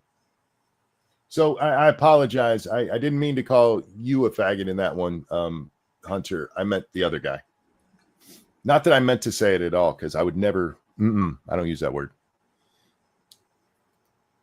Fucking table. Who do you think washes your dishes? Who do you think does your fucking garden? Who do you think is here by the fucking sheer fucking just grit and will that they figured out a way to get here? Because So let me understand this correctly. One, I do my own gardening. I've been quite proud of it and talked about it on the show, Jack. I haven't even gone to Home Depot for any of that. Who do you think does your gardening? Me, fucker. I have a garden? How fucking amazing. This guy cannot imagine doing anything for himself. No, he's Anything. rich. He's rich. He's a spoiled rich kid. But he's finally. Oh, go ahead. He doesn't have to work. He has servants for that. This is the nobility talk. This is like Hassan telling us about hard work. He's finally getting to the part that pissed me off. Who do you think, by their sheer grit, got here? Okay, so They walk north. It's not like the fucking rocket science was involved. If through grit and cunning I figure out how to get into your house, Hunter, it's mine now, and I can take whatever I want, right? I believe that is the logic here. Yeah. You put in, what exactly is the amount of grit I need to come steal everything out of your house and it be fine? I need to know that answer, because I could be dedicated enough. You're a rich motherfucker, and I bet you have some shit that I could sell on the street for pennies on the dollar and still become rich. What, like his poop paintings? Yes. They actually talked about that earlier on. they thought that they could give themselves and their family a better chance. Okay, And this is where I wanted to go earlier. Do you remember John F. Kennedy and his famous line, "Ask not what your country can do for you, but what you can do for your country"? Okay, yeah. When it comes to illegals, have you noticed the entire thing is, what can America do for them? Yeah, what can they freeload off of us? Like parasites. There used to be, what can you do for your country to make it a better place? And now it's like, what can we Yeah. give everyone? Yeah, look, well, that's what gets me is like we have people that volunteer for the military to go put their lives on the line. Same with cops and firefighters. These are people that go out every day and risk their lives. And then you have some asshole that you don't know wanders over the border and expects handouts. Yep. Fuck you. Fuck Frank, you hard. Thank you, Frank, who says you'd have good internet. It may be better than this. Yeah, definitely. That's a fair point. I saw somebody the other day pulling that nonsense about how illegals pay more into taxes than they use. No, they don't. Well, you just brought up that nobody ever talks, even if we talk about like education stuff. What about the police? What about the fire departments? What about the roads? What about the just the continuation of society as a whole? All of this stuff has to be paid for. And you're telling me they pay more. I'm an American who pays his taxes, and technically get more back than I pay in. You know why? Because I'm not Elon Musk. And for paying for the military and paying for civil services and everything else that a society has to keep running, yeah, I'm not paying my fair share. And illegals who are here and they never talk, well, they get their tax ID number, because this is something we came up with so they can file taxes and stop stealing people's identities. They don't talk about the fact they get the same tax breaks that everybody else does. Well, They're not if making anything, enough to not get their money back. They're benefiting more because of all the social services they get that average citizens can't. Yep. We don't qualify for food stamps, most likely. I don't know. I haven't checked it in a while. Pretty poor lately. But we don't qualify for that shit. But if you're here illegally, they automatically give you various medical benefits and food stamps or SNAP and various other things, including the free cell phone that we don't get. I don't get a free cell phone. I got to pay for that shit. It's expensive. Just the sheer amount of public services they get from the federal level is compounded in certain states with what they get, like in California, putting all the illegals on Medi-Cal. Like, wait, we don't have the money for this. Weird. Good job, but hey, they're paying more into taxes than they're using. Bullshit.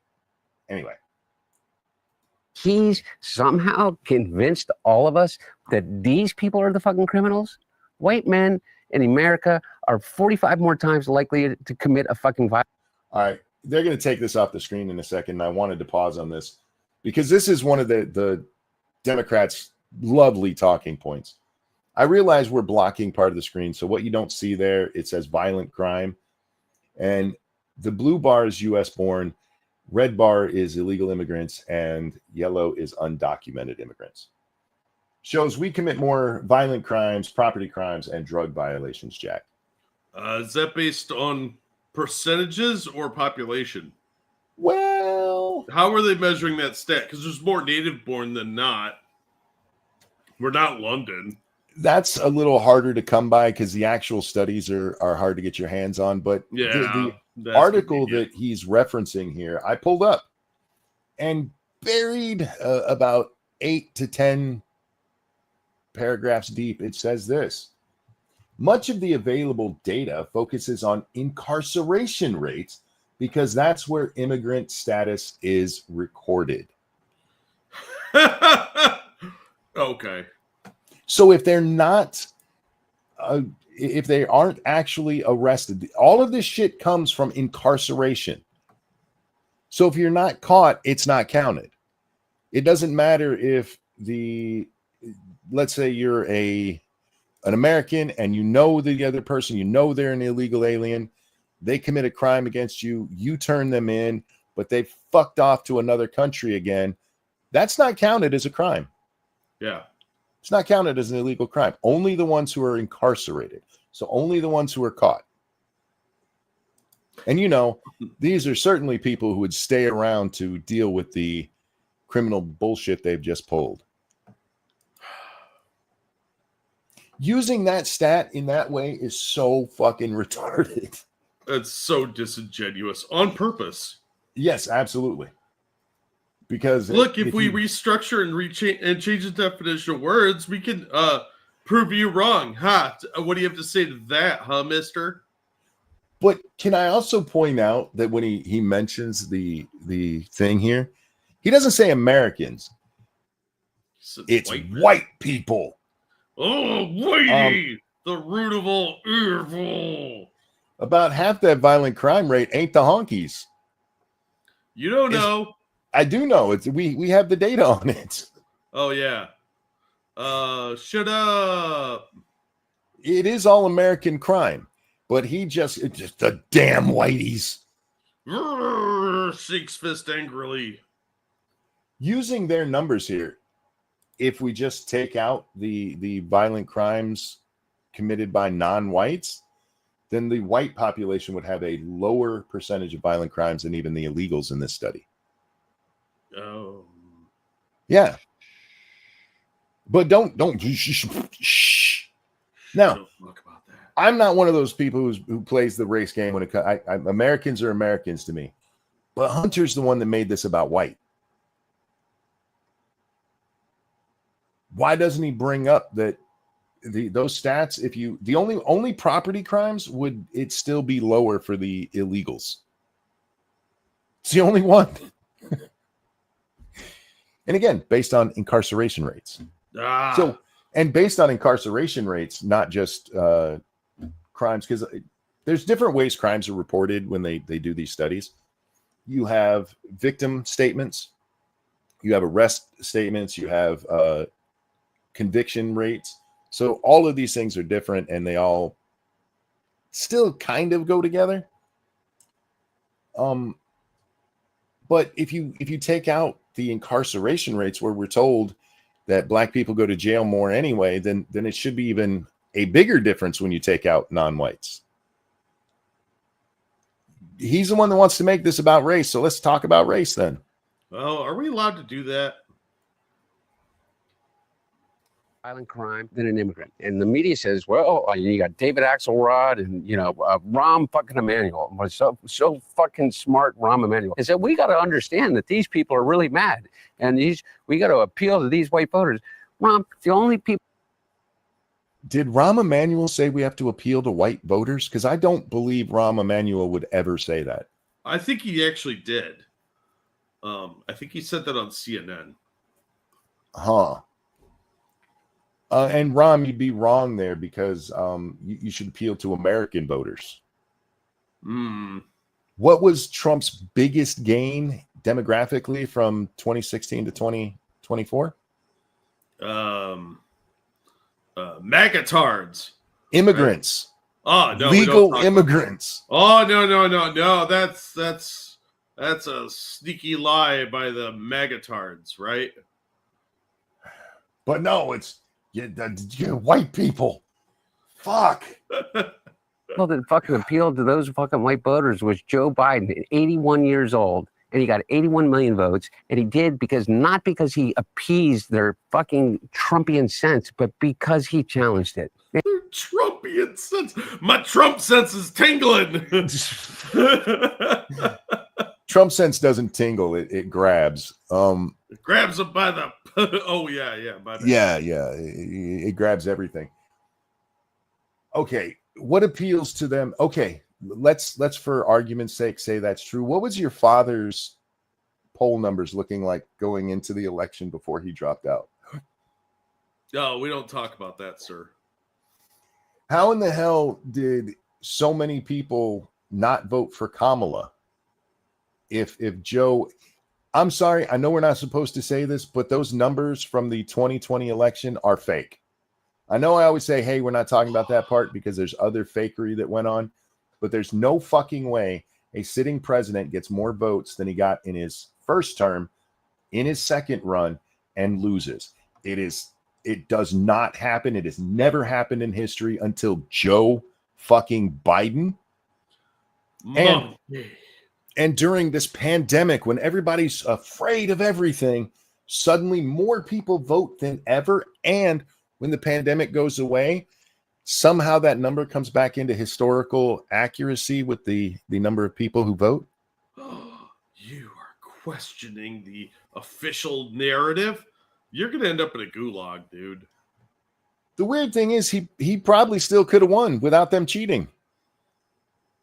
But they cheated, and they over cheated.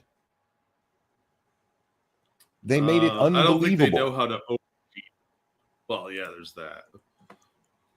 What they should have done is made it so you could even have him lose the popular vote, but they couldn't do that. No. You could have had him lose the popular vote and still win the election by just tweaking a couple of states a little bit. And instead, y'all went gangbusters and made it so unbelievably retardedly obvious that only a moron can look at those numbers and not see that there's something wrong. They got greedy. It's not that they got greedy. It's that it was their arrogance, because they couldn't just beat Trump a little bit. They had to destroy him. Yeah, they had to be like, look how unpopular he is. Yes. Even though he got 3 million more votes than his previous election. Sure, that happened. Jack, will you talk to the chat for just a moment? Sure. Good luck, Dom. Hey, Alan. No one ever votes for Harris as is proper. Yeah, well, I bet her numbers were actually a lot worse than they ever told us. How many paintings has Hunter sold since Daddy dropped out? Apparently, the bottom fell out in the Hunter Biden painting market. And he did try and pay his rent with a poop painting. Yes, the Great Fortification. Exactly. Hey, Divine, how you doing? Oh, there's Devil Pup, Lisa. I see a lot of familiar people. I saw Bran over there and Cannibalistic Wizard and Dangerous. Don't correct me when I'm angry with Hunter. I'll laugh and want to be angry. Yeah, dude, this whole thing makes me mad because there's so much bullshit that he's spewing. And these people do not care about America. They have no love for the country. These are people that want to fundamentally change our way of life and make it worse for the average person. Romper Stomper. Yeah, well, there's that. What's up, Scone? I'm always staying sexy, Tim. Hope you're staying sexy. I hope chat's staying sexy. Trump's vote increased by nearly 20%. Yup. They want to create Elysium. Yeah, they do, but they don't want to admit it because they pretend they're for the underdogs, but they're not going to be the underdogs. It's just like in the way Russian Revolution happened. If you ever read Animal Farm, you have a pretty good idea what I'm talking about.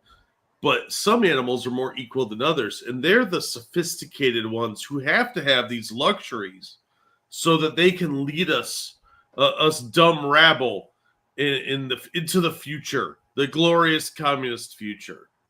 They never think they're going to be the ones at the bottom. They're always going to be the ones on top, and they are owed spectacular things. I would have been back a second earlier, but my kitty cat needed pet, so yeah. Yeah, that's why I had to walk away. I had to feed the cat earlier because she's sitting over here staring at me like, stop talking to yourself and get me my food. Well, normally by this time of night, she's in bed with Lady Monkey, but she's mad at Lady Monkey right now because Lady Monkey gave her medicine tonight. Oh, yeah, that'll do it. And so every time I come out of here, she's overly lovey to me. Like, fuck mom. Back to retard here. And he said, you can be an 81-year-old Catholic from fucking Scranton that doesn't understand it, but still has empathy for transgender people and immigrants. And then nobody said, oh. Yeah, that's all he did was. I love what he's getting at here is that somehow Axelrod and Rahm Emanuel forced Kamala to what? Hate immigrants and transgenders? Something. What the fuck are you talking about, homie? He doesn't know. He's probably stoned right now. If Joe Biden's message of being empathetic towards trans and illegals is what the American people wanted, Kamala would have won by a long shot.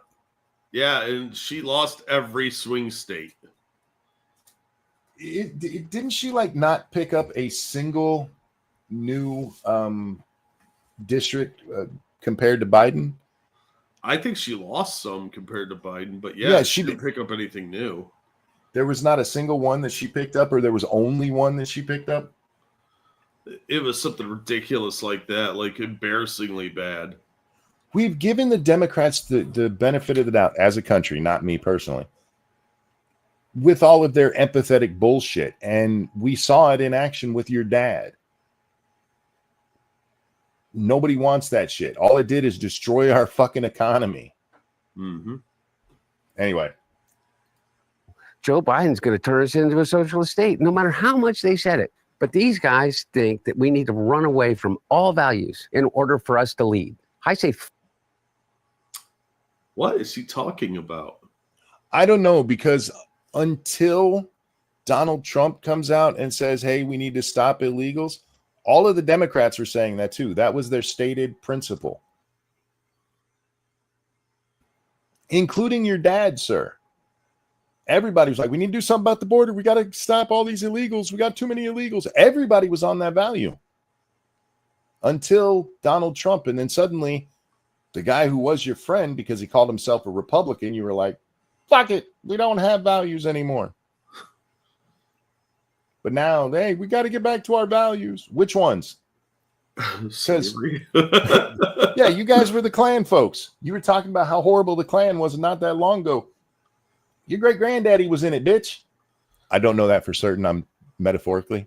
Well, his dad was friends with some pretty sketch people. Yeah, your dad called a Klan member his friend and mentor.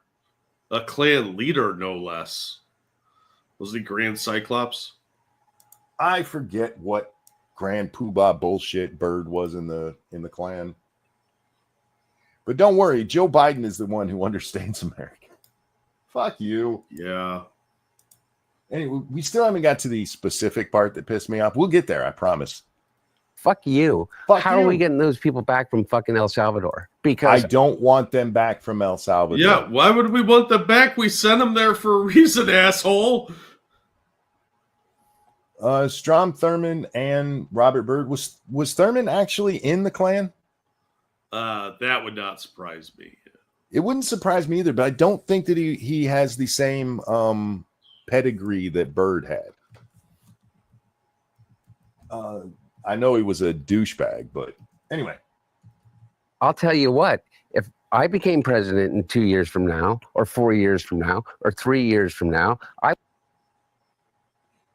Crack's getting to him. He can't count. 2 years or 4 years or 3 years.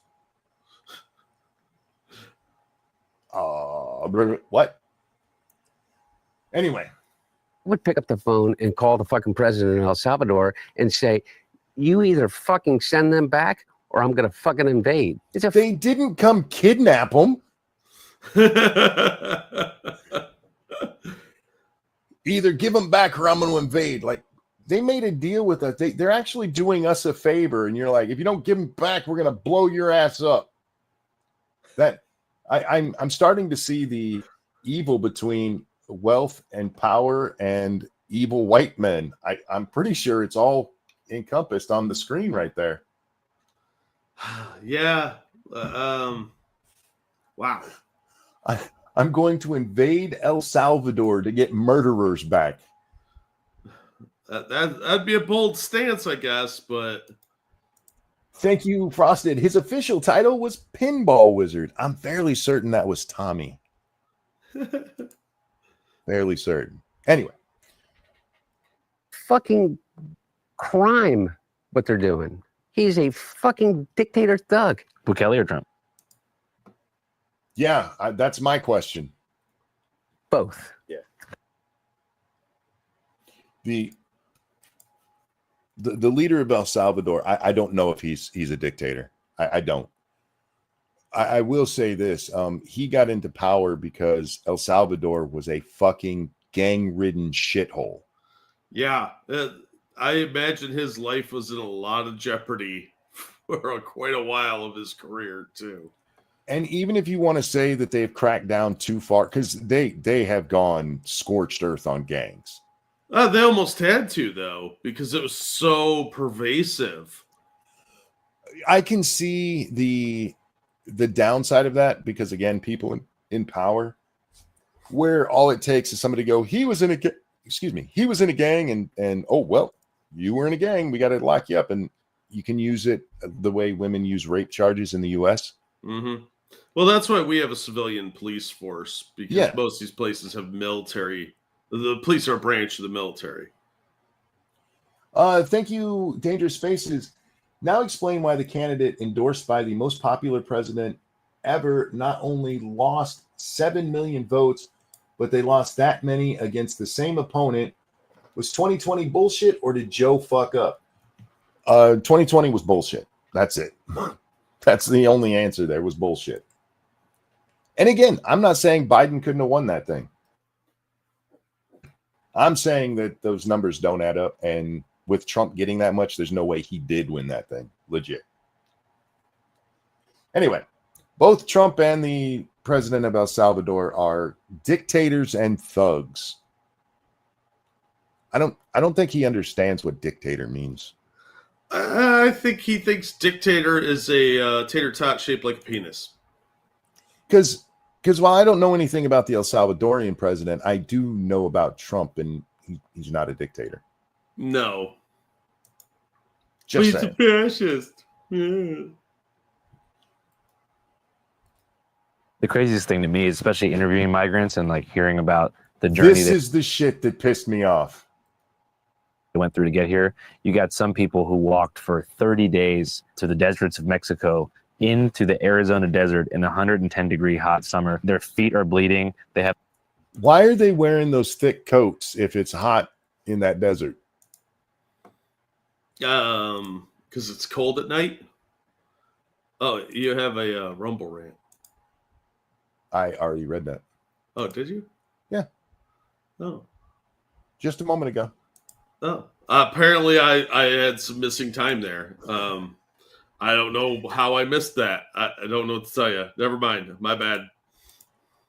I don't know who this interviewer is, but his outfit is pissing me off for some reason. Because he's trying to look like the quirky kid in an 80s teen drama. Yeah, he just looks retarded. Yeah. a gallon of water. There's people dropping dead while they're walking who they physically cannot stop to help because they are so determined, and because the coyotes trafficking them will kill them if they stop too. And then finally get to the U.S. just to do menial labor. Wait, are they determined or are they scared for their lives? Because those are two entirely different things. They're If they're determined to not die. If they're determined, they don't need the coyote there to threaten to kill them. That's how determination works. Oh, yeah. Yeah. I'm determined to get to the U.S. for a better life, but only if that guy puts a gun in my back. That's what we call motivation, monkey. Yes, it is indeed. All the more reason to stop it. Yeah, that's the other thing. You're trying to give me this sob story about what they go through. This was the Trump thing where, according to the reports, 33% of women, it's actually 30%, and he said a third, and they're like, actually, it's only 30%, are raped on their way up here. You have people who will clearly go, hey, we can't legalize prostitution because that encourages human trafficking and rape. Did you see what happened to the migrants? Maybe we should stop doing that because it makes this illegal treatment of people easier. I have a feeling that Hunter's probably okay with rape. Anyway, this guy's statement is the one that pissed me off to make me stream. So let's get more of it in its full context. I don't want to take this asshole out of context. So let's back it up so we can hear his full, well thought out sentences. Bukele or Trump? Both. Yeah. The craziest thing to me, especially interviewing migrants and like hearing about the journey they went through to get here. You got some people who walked for 30 days to the deserts of Mexico into the Arizona desert in 110-degree hot summer. Their feet are bleeding. They have a gallon of water. There's people dropping dead while they're walking who they physically cannot stop to help because they are so determined, and because the coyotes trafficking them will kill them if they stop too. And then finally get to the U.S. just to do menial labor. And you have people saying, like, do it the right way. It's like, trust me, if there was an easier way, they would have done anything but that. And most of them take the bus. I'm gonna have to ask Senate or Cryptic? Cryptic. Thank you. Next time he's here, I'm gonna have to ask him if what he did was harder than what this guy just explained.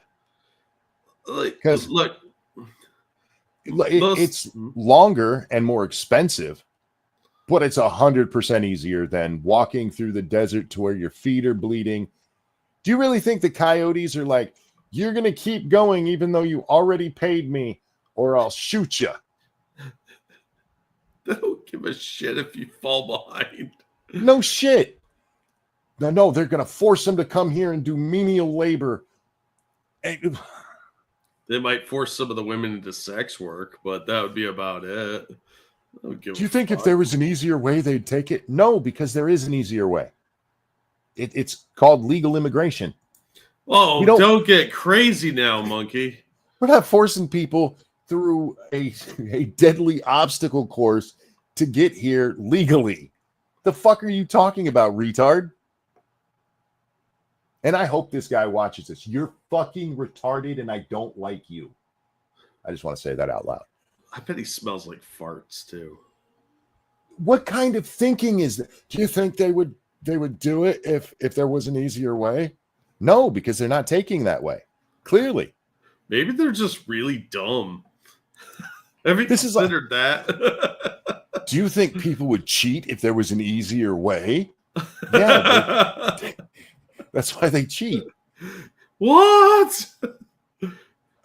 Fuck. Anyway, Secondly, I This feel like part. anybody who goes to that length to get here deserves to fucking be here. No. why? What makes that worthy of being here? So they made bad choices on their arrival patterns. Like you could literally just take a bus up to the border and walk across. It's not like it was hard. Or Well, you I could just jump on that train. I want to point out that this guy, his logic, not mine. If somebody forces you at gunpoint to go somewhere you might want to go, then you deserve to be there. And it's not a guy from that place. No. This would be like me taking a gun to Jack and forcing him into somebody else's house. And then the police going, well, Jack owns this house now. That's right. What amount of torture do you have to go through to be worthy, to deserve to be an American? I need to know that. What amount of torture do I have to go through to go to Hunter's house and take all his stuff and it be mine now? You just had to do the paperwork, I think. They never put this on a more personal level like this. It's always on the Coming to America site. All right, boil that down to any other scenario. Like somebody, you don't want Taco Bell, but you get picked up by a gang who forces you in there to rob the place. Now you own that Taco Bell. At least it didn't make me eat it. They not Sharon Tate, Patty Hearst. They Patty Hearst your ass into doing a crime. Well, wherever you did that crime, it's yours now. Sharon Tate's the one they killed. My bad. Yeah. Anyway, this is the nonsense. Like when he said that they deserved it because they walked a long way. Go fuck yourself. That's stupid. Now I want Taco Bell. Well, here's what you do, devil. Get yourself a gun and force somebody to go rob a Taco Bell, and now it's yours, and you can have it whenever you want. Apparently, that's the logic they're functioning with on the left. So Taco Bell's for everyone. I don't know if it has to be a Mexican or not, so you might have to look into the legal details there. yeah, the specifics aren't exactly in our wheelhouse here. God damn, this is fucking stupid. Yeah, that is shockingly dumb. That is such Here. a baby brain take. This is a true story. It comes from the Dumb Criminals book I read many, many years ago. There's a guy who decides he's going to break into this building and rob it. And he crawls through the duct system. Well, he didn't pay much attention to the plans, and he accidentally falls down one of these shafts feet first. The problem is his feet come out and his legs straddle a beam. Oh, that's not good. He broke in Friday night. They found him Monday morning. By their reasoning, because if you want to talk about torture, breaking your nuts and having to sit on them for a full weekend. If That'll give you anybody, time to think about what you did. if anybody deserves whatever he was trying to steal, it's him, right? Yeah, I mean, I guess he owns all that stuff now. He went through all of that pain he couldn't even move. He had to piss and shit himself. His nuts were destroyed by the end of it. So clearly, whatever he was trying to steal, he deserves. This is the logic that these idiots use. Anyway, back to Channel 5. I mean, deserves to be an American. Like, we didn't do shit to get here. I mean, I'm sure at some point, like, our great grandparents did get on the boat from Ireland and we're like, fuck, I don't know what's going to be over there. but it wasn't like the grueling conditions that people experience on the way here. And it's just You mean Are if you come here legally, it's not as bad as if you're breaking in? Yeah, like you're booked into steerage with pennies to your name, and you came here to work in indentured servitude, effectively. Yeah, okay, dude, sure. Yeah, fuck off. I hate this guy. the lack of humanity, and also the lack of understanding as to how American corporations economically dominate those countries and how Yep, that's the problem. It's American companies are economically dominating Venezuela. Wait a second. Oh, that's right. The Venezuelans took all of the U.S. oil interests there. Yeah, they seized it through. They seized the means of production, and then drove it into the ground. Let's say, for argument's sake, that American companies are exploiting these other countries, Jack. Sure. How does that make it okay for the people from that country to come here?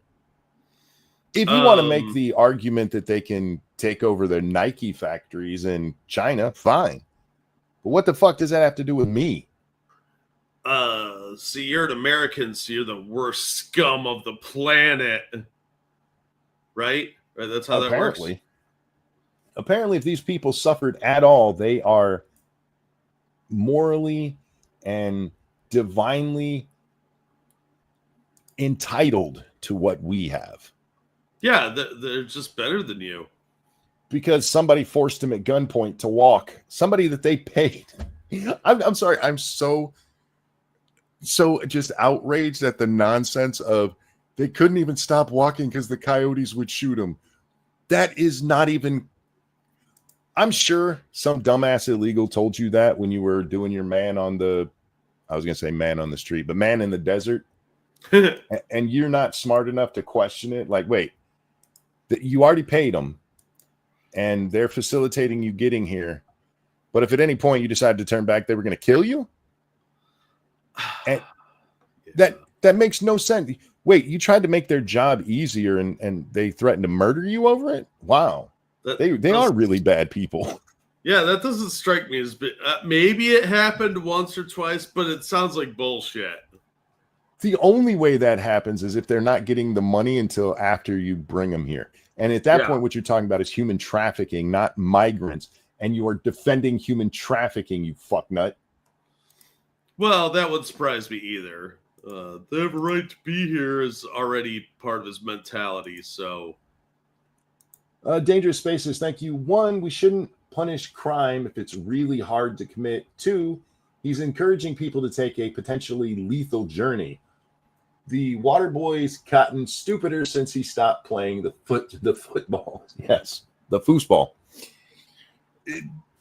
Looking for logic in their arguments is an exercise in futility because nothing they say actually goes together. Well, these are not smart people, let's be honest. And they are not worldly people. They have an idea of how they think the world works, so that must be true. Well, this twat stain on the left here, he gets millions of views per propaganda video he makes. Isn't that depressing? That's very depressing. Anyway. U.S. intervention has created unlivable conditions there too. And are the incredible U.S. interventions have made it unlivable there. Aren't there people living there? Apparently not. Apparently they all wandered up this way. There's nobody left in these countries. It's unlivable there. Bro, on your last video, you had a guy in Mexico living in a shanty he built out of dirt and drywall.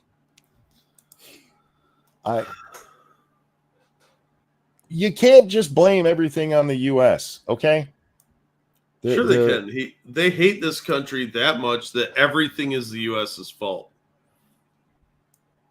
Hunter specifically brought up a guy from Venezuela earlier, even though he says I made that up.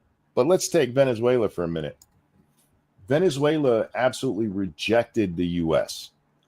And fucking liberals everywhere. Go Chavez. Now they had to eat their animals. They were They're zoo animals. You can't blame Venezuela on the United States. No, that was entirely Chavez and what's the guy that replaced him? Maduro, yeah. Yeah, that was entirely on them. They decided to do that. They had their glorious communist revolution, and yet again, it failed and blew up in their face because they're a bunch of corrupt pieces of shit, like all communists. These people are delusional.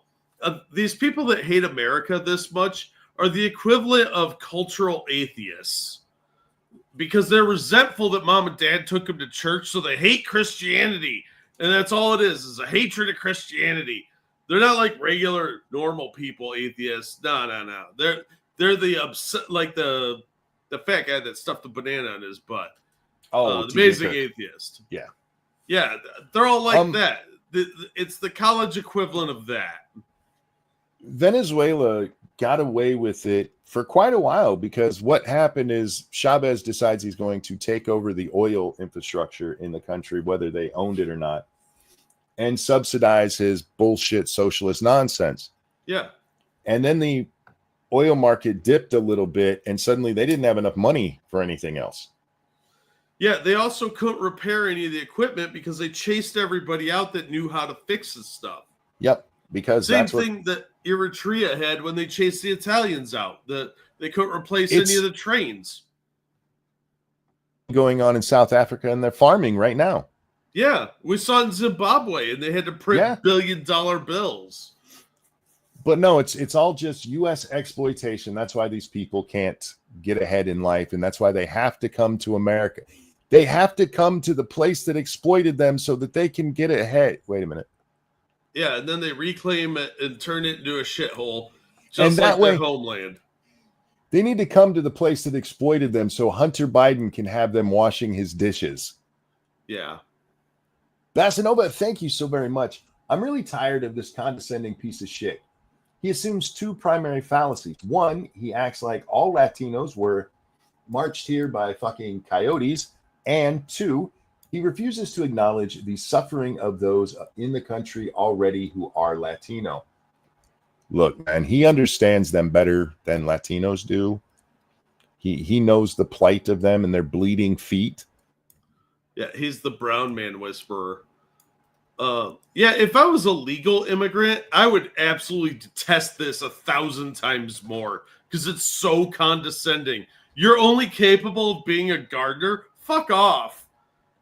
I wanted to go back to this point. We'll jump back ahead in a second. But when he talks about the bleeding feet, this is something they love to tell us about how poor these people are. These are brand new clothes, and that bitch is wearing hiking boots. Well, it costs thousands of dollars to pay coyotes. This is not a cheap man's thing. Did they put razor blades in their boots or something? Why are their feet bleeding? Well, you see, it's sort of like when you, right around Easter, you go through the 12 stations of the cross and they actually nail you to one so you can experience the suffering Jesus did. It's like that. This isn't the Trail of Tears where they're walking in moccasins, for fuck's sake. You would think it was from the way they talk. It's really disgusting, man. Basanova, thank you so much. Sorry about that outburst. Just really freaking tired of these people. Don't ever apologize either for a donation or being upset by retards. Yeah, absolutely true. Yeah, look, there's a lot of legal immigrants that have every right to be way more angry about this than we are. That's why cryptic righteous anger is so refreshing. The other thing that they told us when this picture popped up is the 110-degree heat. You're a bad parent if you have your child in a parka and a wool cap in 100-degree desert heat. I'm just throwing that out there. Yeah. I knew you were bad parents, but fuck, are you trying to kill them? Well, I mean, maybe. Look at them suffering in this heat in their blue jeans, winter jackets, and winter hats. Maybe she's just a fan of Coldplay. I don't know. They're not making out. Are they cheating on their wives? I mean... Anyhow, my wife gets mad at me because I will make fun of people who are wearing knit caps when it's warm. And she's like, "You don't know them." Like, I know they're retarded. Yeah, I never understood that. Like, are sweaty under there. And Tim Pool's head must stink. And I know that I probably just insulted some people in the audience, but if it's warm out and you're wearing a knit cap, take it off, retard. Yeah, it's kind of weird. It's kind of weird. That's going to be one that's going to get me in trouble, like the backpacks. Yeah, Anyway. damn kids in their rock and roll. Why are you wearing a knit hat? Not necessarily wool, a knit hat in summertime. It looks cool, man. No, you look like you're going to get heat stroke. You just don't understand the joys of sweating. Oh, the chicks like it when I stink hit my head. Maybe they have really bad dandruff. That's my lube. Anyway, Ew. back to retard. I don't know if we got back to where we were, so let's see where we're at. The lack of understanding as to how American corporations economically we're dominate the those commie countries part. and how U.S. intervention has created unlivable conditions there too. And are the incredible beneficiaries of that new blood that enters our bloodstream year after year after year. The only thing that makes us different from fucking China or Russia Wait. or anywhere else Wait or for it. Europe or anywhere, and the only reason that I believe that we as America are different beyond the fact of the idea of the Constitution, the idea that we represent, is immigration. And I can't even believe sometimes I'm having this discussion with any.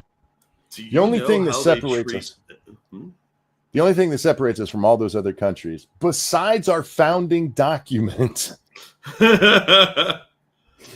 besides the stated principles and goals of the country, is immigrants. Do you know how they treat immigrants in China? Well, that's his point, That see. is ludicrous. He's pointing out that China doesn't allow that, and he's right. But if They absolutely will treat you like a third-class citizen if you're an immigrant in China. But if the You know- only thing that separates us is that, then you have to also look at like the rest of the Western world, because Europe is on a bring everybody in kick. Oh man, I think France is on the edge of a civil war. I really do, because it is looking pretty rough over there. Ireland might be in that boat too, by the way. Right. How do you Wait, think wait. that we are? Wait, this part. Oh, go ahead. Oh, he mentioned something a minute ago. He said it's an infusion of new blood. Is he harvesting blood from illegals? No, is he a vampire?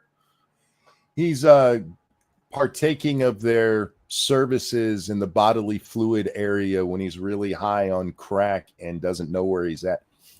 I got to talk about this real quick. When he's talking about how he used to be a crack addict and stuff, and Yeah, he used to be. the retard that's asking him questions, what was the question exactly? He says something to the point of that takes you some weird places, right? And he's clearly meaning mentally, but Hunter basically immediately goes into how he used to hang out at crack dens. You're a multimillionaire son of a multimillionaire.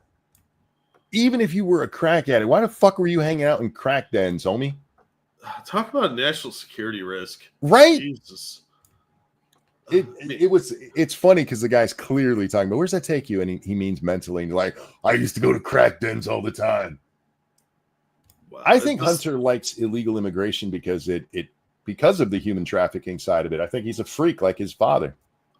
Yeah, I mean, he probably is exploiting women in that regard. But it would surprise me if he is like getting transfusions of blood from illegal aliens, like harvesting their organs too. Nothing would surprise me with this clown.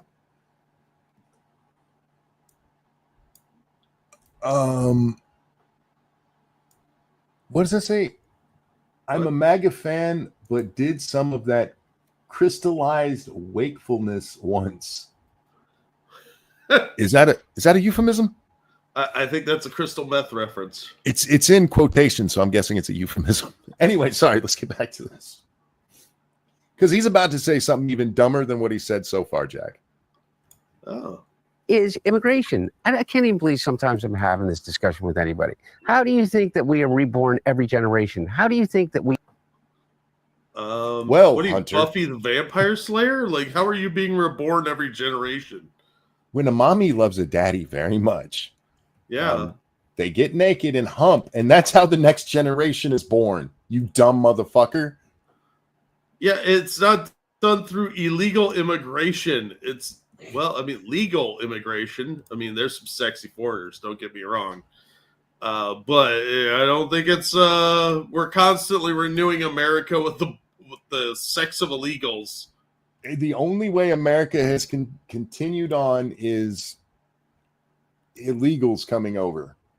That's how generations happen, which means Apparently. generational wealth, that whole horribleness of generational wealth is all immigrants' problems. Therefore, we shouldn't have immigration. Oh, Fuck with that, commie. hmm. They have bastard children with strippers. Bit on the nose on that one, blue-eyed.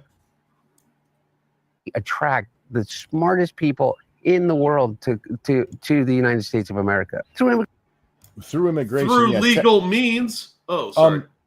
The way we do that is through incentive to come here, and then they come here legally. Because you can come here and make money instead of going to one of the communist shitholes that you idealize, or the South American shitholes that you just told us are so horrible. Why do you think they come here? Because of immigration. No, that's how they come here, dumbass. Most of the people wandering over the border are not here for H-1B visas No. or student visas. This is fucking ludicrous. They're here to work. They're economic migrants. I just love that he goes from who do you think washes your dishes to how do you think we get the really smart people here? Yeah, all the dishwashers are brain surgeons, apparently. They're fucking Matt Damon and Goodwill Hunting. They're washing your dishes, but they're a fucking physicist on the inside. Jesus Christ. How do you think we keep the generations going? Humping. You of all people know how you keep that going. You accidentally made a new generation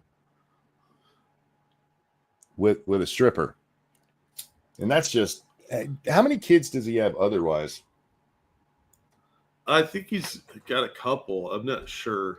Because I know there's a couple of his kids that Joe does claim. Yeah.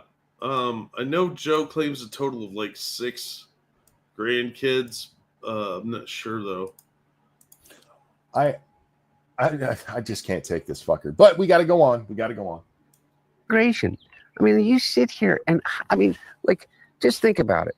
You got some motherfucker who's made over what $251 billion being a United States citizen that got here and stayed here illegally before he got here legally.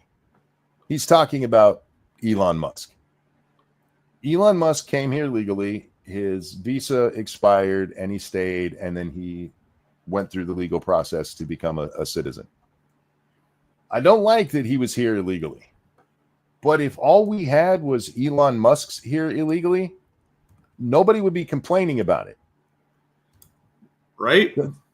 The problem is, for every one Elon, there's 3 million illegals. Actually, it's more than that, because for every one Elon, how many illegals are in the country right now? 32 million, something like that. Yeah, there's 32 million of them. And this motherfucker, he came here illegally. No, he didn't. That's a lie. In fact, you just defamed him, and I hope he sues your ass for it. Yeah. He won't, because you're a meaningless shitbag. Can't get blood from a stone.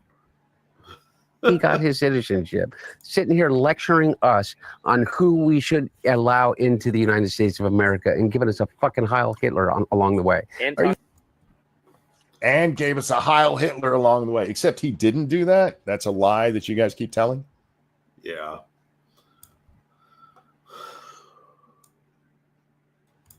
And what Elon has said, because Elon is for the H-1B visas, I don't know his overall stance on immigration, whether he thinks any illegals, or any other people besides H-1Bs should be here.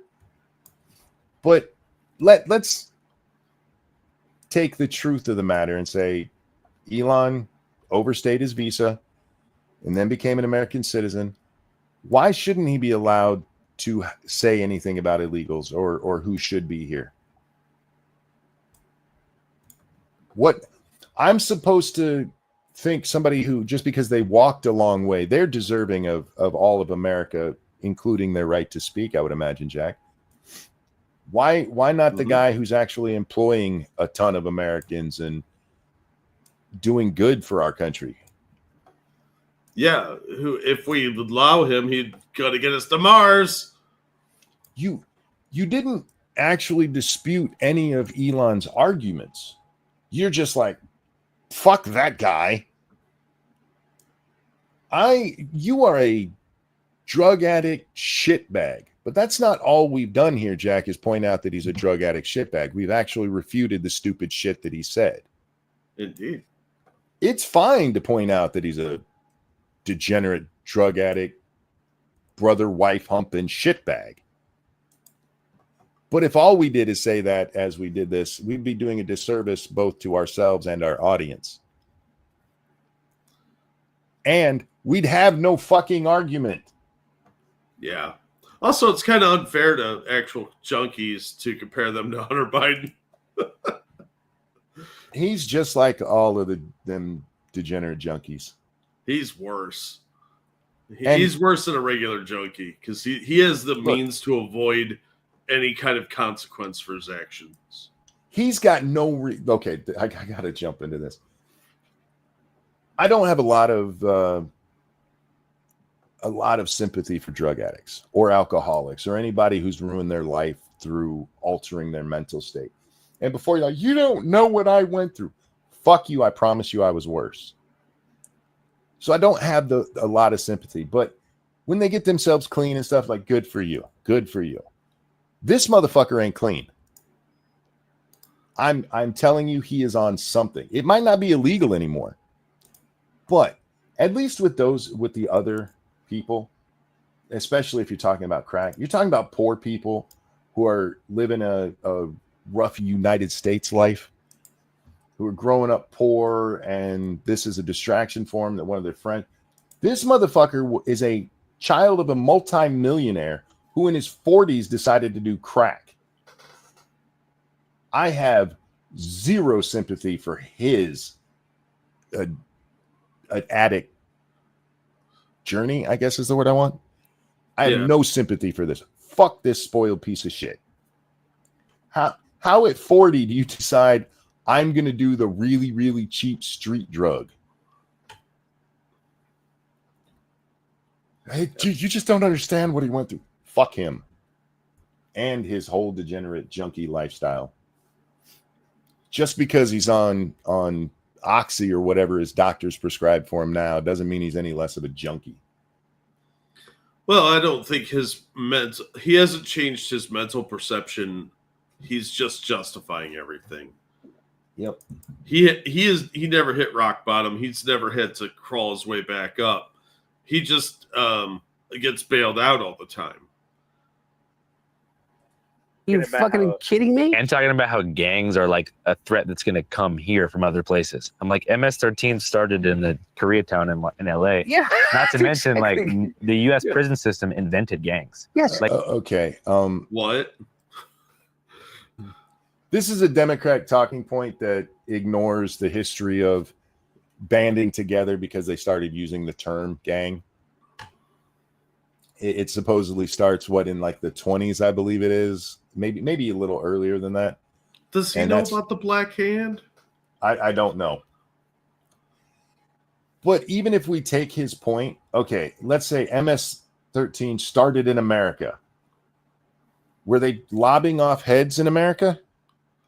Or did they go back to their home countries and pick up a bunch of violent shitbags, more violent than U.S. gangs, and get even worse? And now you're like, but we started them, so what? They should be back here?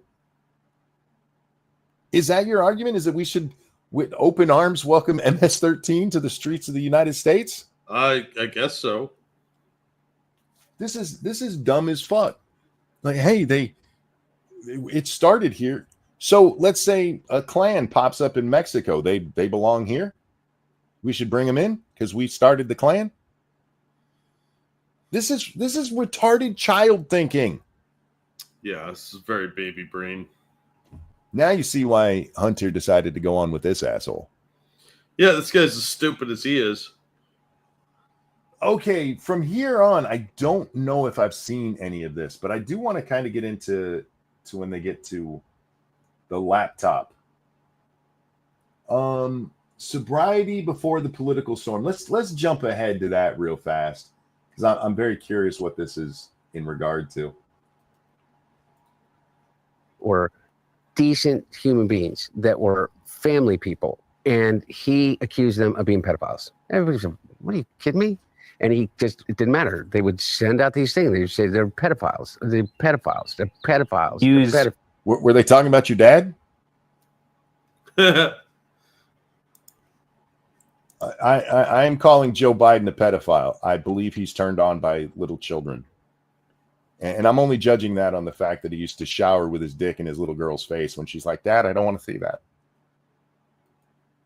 Loyal press organizations to distribute that. Yeah, or just, at that time, as that time goes on, in whatever way that you distribute it, to the point that what he did to a couple of them, including one guy, I just saw an interview of him.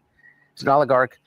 He made it to London. They planted pictures on his laptop. London police raided him, and he spent 5 years defending himself. And I forget what it's called, but my point being is that I believe in those conspiracies. I believe that they're...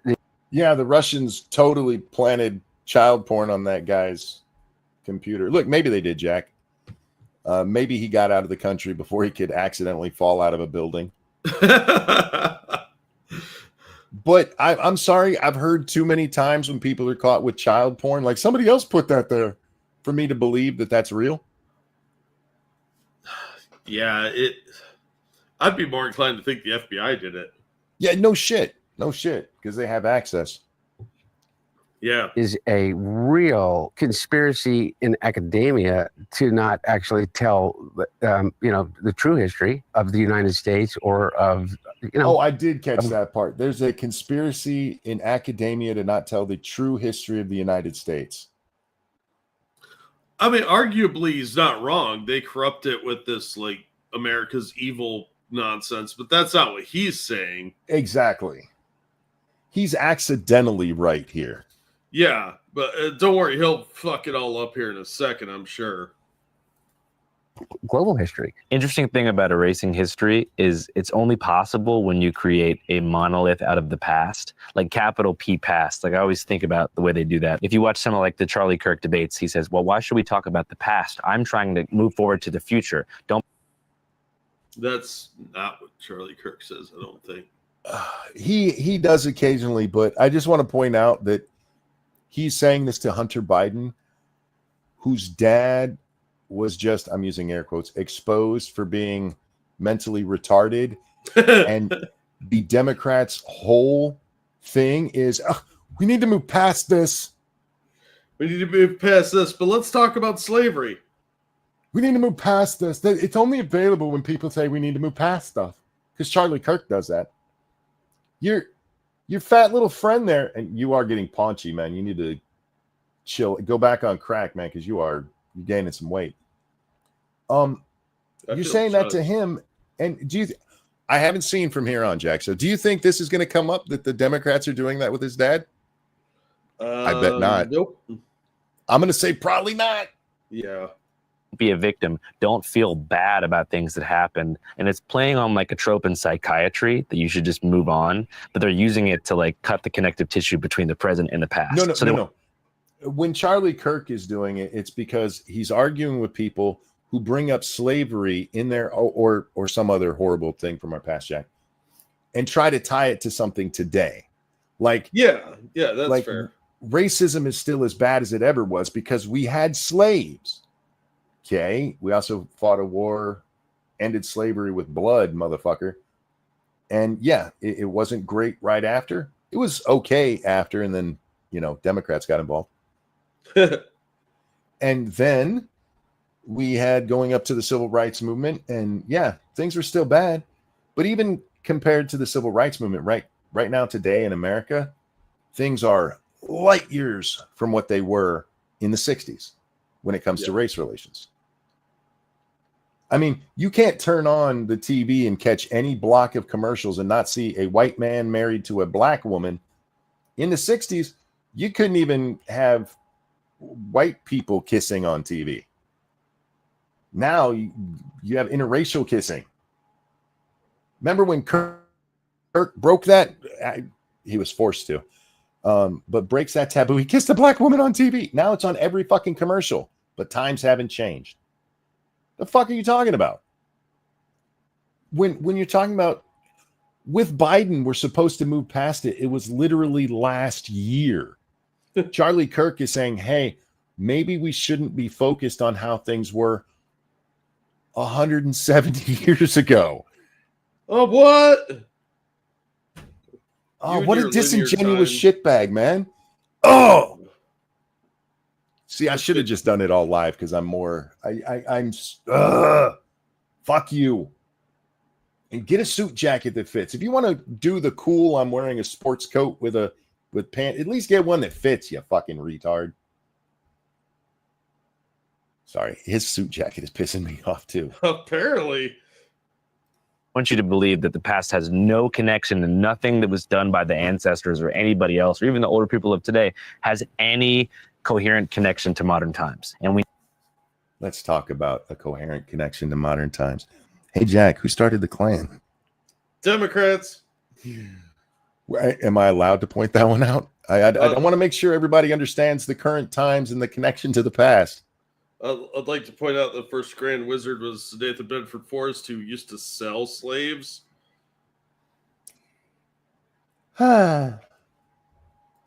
need to be utopian and look forward, because looking back will only cause that trauma to repeat itself. And it's just total bullshit. No, nobody's saying we shouldn't be looking back because it'll repeat that trauma. They're saying people who were born in 2020 don't know the trauma of slavery because they weren't slaves, you fucking moron.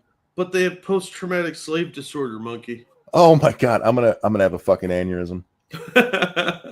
Ah.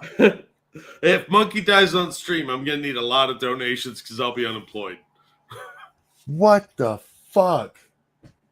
At least if you're gonna talk, you can have problems with what Charlie Kirk says, but at least be fucking honest about it instead of giving your bullshit take. Yeah, good luck with that. No, they because Charlie Kirk says we'll have slaves again if we talk about slavery. That's what you just said, retard. I don't watch a lot of Charlie Kirk, but I've seen enough to know that Charlie Kirk's not like, hey, if we keep talking about this, slavery's coming back. Yeah, I've never heard him say that. I've only seen a little bit of Charlie Kirk, mostly in like shorts and stuff. I still maintain that he's a Dick Tracy villain because he's got a big head with a small face. But that is just some of the dumbest shit I've ever heard come out of this guy's mouth about Charlie Kirk. I don't like Charlie Kirk for the same reason there's a lot of people that I don't like. For every good point he makes some really bad ones too, or he'll just avoid a topic that's easily answered because he's too confused by it to know how to answer it. He's got certain, it's like he watched the Best of Ben Shapiro college tours and just repeats what Ben would say. And if he didn't get an episode on that and somebody asked him a question, he's just like, let's talk about something else instead. And he does a disservice to this side of the aisle by being as dumb as he is. He needs to go out there and educate himself instead of he's basically the just pearly things of conservative commentary. Other people say it, and that's all he knows to say. He never thinks any deeper on it. That doesn't mean he doesn't have value, Jack, because repeating the good points is a good thing, but it just makes him look bad when he can't, answer something on the fly. Yeah. Anyhow. That's fair. Yeah. It almost invariably ensures that we're going to Somebody tell Charlie Kirk that I called him just pearly things. repeat the past. Yeah. It almost, and by the way, isn't that the point? Hey guys, it's me again. So obviously Hunter had I rushed all know and interested in part of growth formation. Dating app like free searching is even half after either contact. For this instance, you can cut 5.com easy as heck while they search info. Just use code support league free election. Shut up. because I feel like that's when your Oh, wait, personal here we go. Back to Hunter Biden. So I want to talk about the 2020 election because I feel like that's when your personal affairs kind of took center stage as far as the media cycle goes. You also Yeah, that happens when degenerates who are related to presidential candidates enter the public space. It happened to Billy Carter and what was Clinton's brother named Roger? Roger Clinton, yeah. Isn't it weird that it's always Democrats? It does seem to be kind of a theme, doesn't it? mentioned before we get into that your sobriety date was before the 2020 election cycle. When exactly do you think you had your last go? Officially June 1st, 2019. Officially, that's a weird way to say it. Oh, he probably had a few slips, let's be honest. Officially. And what was the date? I missed the date. Do you think you had your last go? Officially June 1st, 2019. By the way, for those of you who don't understand body language, something like suddenly rubbing your ear like that is a tell that you're lying. What? This man would lie to us? The drug addict's lying about when he officially stopped doing crack. I am shocked by such an accusation, good sir. Peter says, and unofficially? Yeah, I wonder if we'll get that answer. Oh, so pretty significantly before. Yeah. And you met Melissa right around then? I mean, when did he say? 2019. Yeah, but I forget the. Let's see. He's rubbing his ear. 2019. Exactly. Do you think you had your last go? Officially June 1st, 2019. June 1st. Oh, the reason I'm asking about that, Jack, is because while the election season is the year of the election, so like the 2024 election happens in 2024, it actually starts the year before, about halfway through, because that's when candidates start announcing or start putting out their exploratory committees and stuff. And I'm fairly certain by this time in 2019, we knew Jew. Whoops. We knew Jews were going to do stuff. No, we knew Joe Biden was going to run, or at least had a pretty good idea that he was going to run. Huh. Interesting. It's almost like that date was picked for political reasons rather than, and notice officially. I love that. Pretty significantly before the election. Not really. I mean, if you're talking about from the date of the actual election, sure, but of the campaign, no. This is right on track for saying it right in time for Dad to announce. When did Joe announce in 2020? Oh, I don't remember. When did Joe, Biden announce? This would help if I could read because I can't see if what I'm typing is right. His candidacy in 2019. And let's see. Jack, you want to take a guess of when he announced his candidacy? Same day? 2 months prior. Oh. So this is significantly before the election. I mean, if Oh. you're talking about the actual election date, yeah, but it was in the middle of his father's candidacy.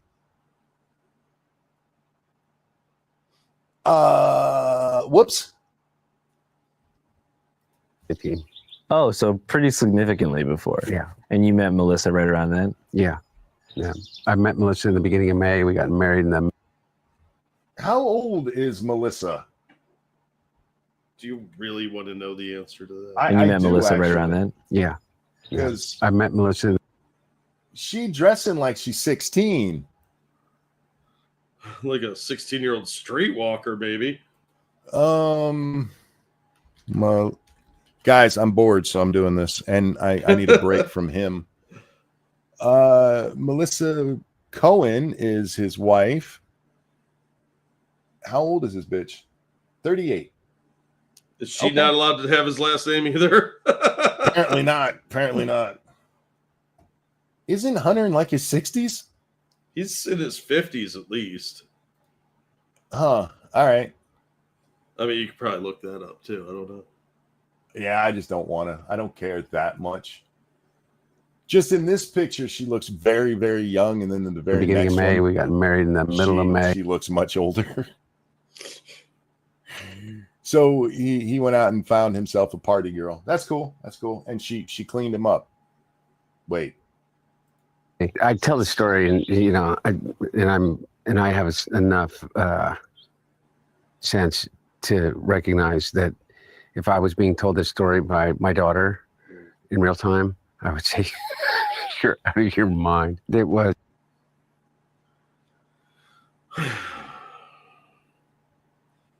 Your love story with the chick who helped get you clean it is a story that if your daughter told her it, you'd be like, "Are you out of your mind?" And you're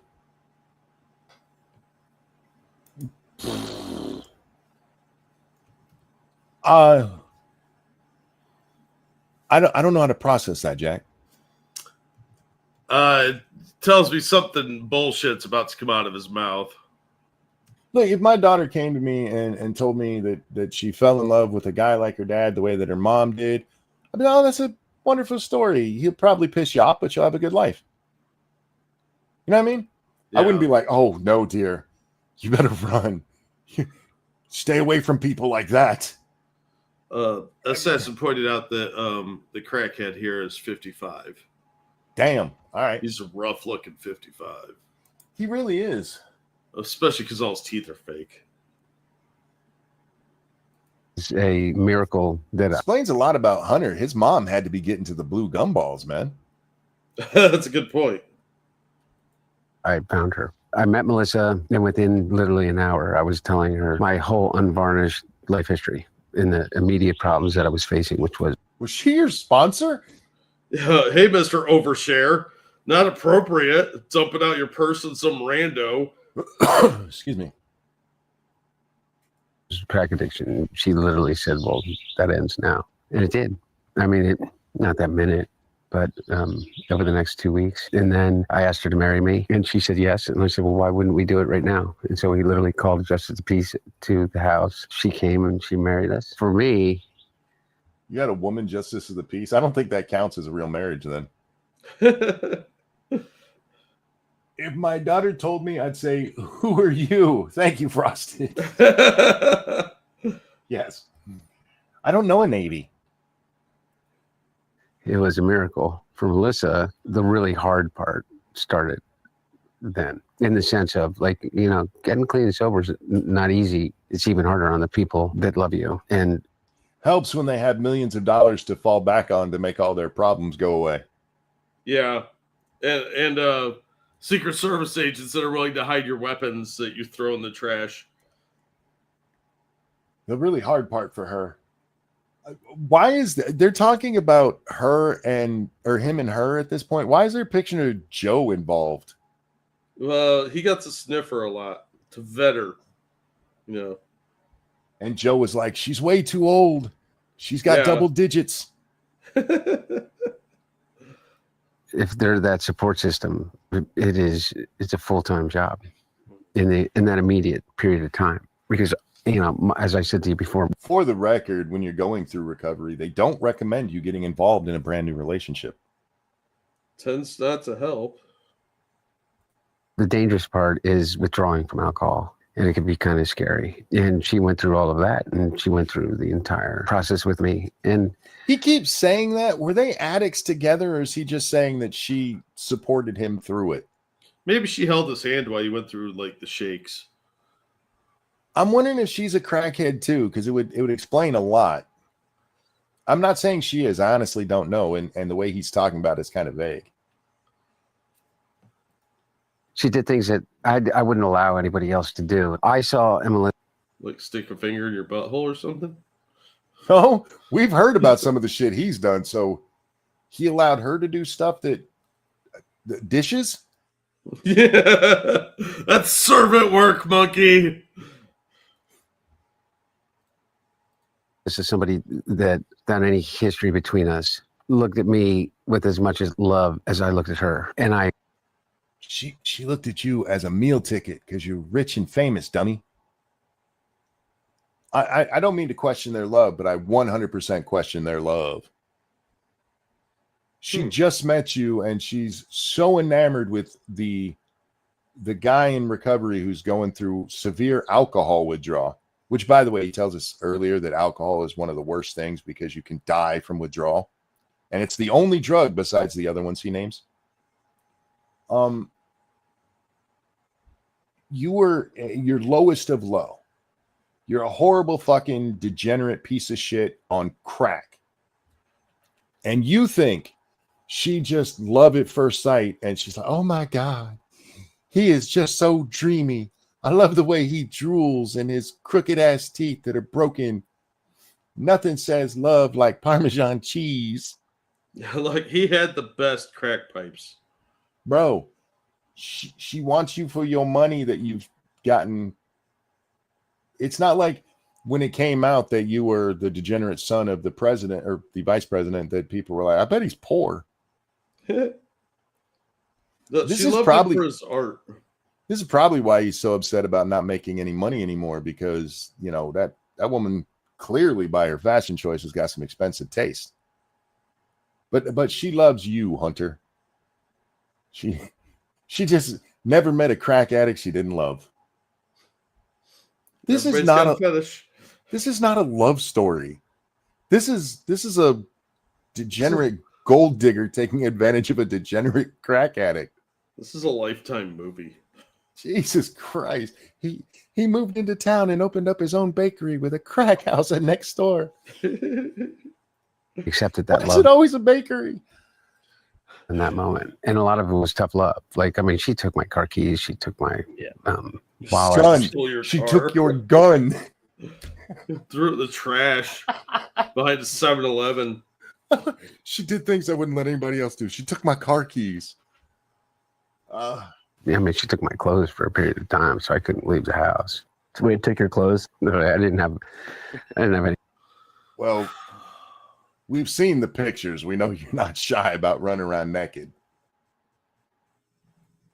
Anything. I mean, like, It it would bothers have been me. I know impossible. what We his were living junk in the looks Hollywood like. Hills. There was nowhere to go. And if I could go anywhere, there's nothing to buy anything with. So So I can remember covering the 2020 election. Wait, she took your money too? It's almost like I was being prophetic a minute ago. Yeah, it sounds like he just got robbed. I don't know what. Bitch took his keys, his car. I don't know why you need to take the car when you have the keys. His clothes and his money. And Did- his gun. Did she break into your house and your illegal immigration status thing means that she owns it now? Because that's the only thing that makes sense in this. I mean, it sounds like she cleaned out his house and left him there during a bender, and probably sold all that stuff for some reason. Fenced it. I don't know. Look, I'm no expert on this, but if you were that bad, you should have been in an inpatient facility rather than being robbed by a whore you met on the street. Yeah, at least then you could be monitored for your vitals, so people knew if you were going to stroke out or something. Well, I said she tried to roll him, so he married her. Yes. She came in there to Nicki Minaj's ass, and he's like, I'm going to put a ring on that. Oh, my God. Okay, It's sorry. love. Was it Nicki Minaj? Who was it that came out and talked about how they used to rob men? Was that Is that Nicki? Cardi B? Oh, Cardi B. You're right. About a year later, and I think it was the first Stop the Steal rally at Reading Terminal Market in Philadelphia, and I saw what I thought was a BLM flag, Black Lives Matter, but it actually said Biden's laptop matters. oh yeah, And so I asked the guy, what the hell does that mean? And he just sort Of course you did. Of course you did. At that time, had you even read the contents of it that had been leaked? You know he did. Remember, when it comes to the drugs and the nakedness, that actually helped Hunter Biden that stuff was there. That took all of the attention off of the other shit in there, like 10% for the big guy. Yeah. Earlier on in this interview, they're talking about some of the conspiracies around Hunter. And he talks about how people are saying he got 10% from Iran. And he actually kind of takes the real China story, because that was China, not Iran, and morphs it into this Iranian story that is just some weird conspiracy. It's your actual words. Your 10% to the big guy and stuff. That's from a conversation you had. Like, no, that's a conspiracy theory. But anyway, they're finally into the laptop, Jack, and I am interested. I don't know how long the laptop. Oh wow, it's a long segment. Well, fuck. Maybe we won't watch the whole thing. They've kept yelling the slogan over and over again. Couldn't get much out of him. Yeah. So for those who don't know, what happened with that? Well, I don't know. You tell me. And I really mean that sincerely. Like, you'll have a lot of people that will come up with something about the laptop. But I always say to anybody, I mean, you're steeped in the, and just through your work, the right-wing narrative around it. And my question to anybody that is keeping an open mind is, what is it that you think the laptop proves? That you're a degenerate who sold access to your dad.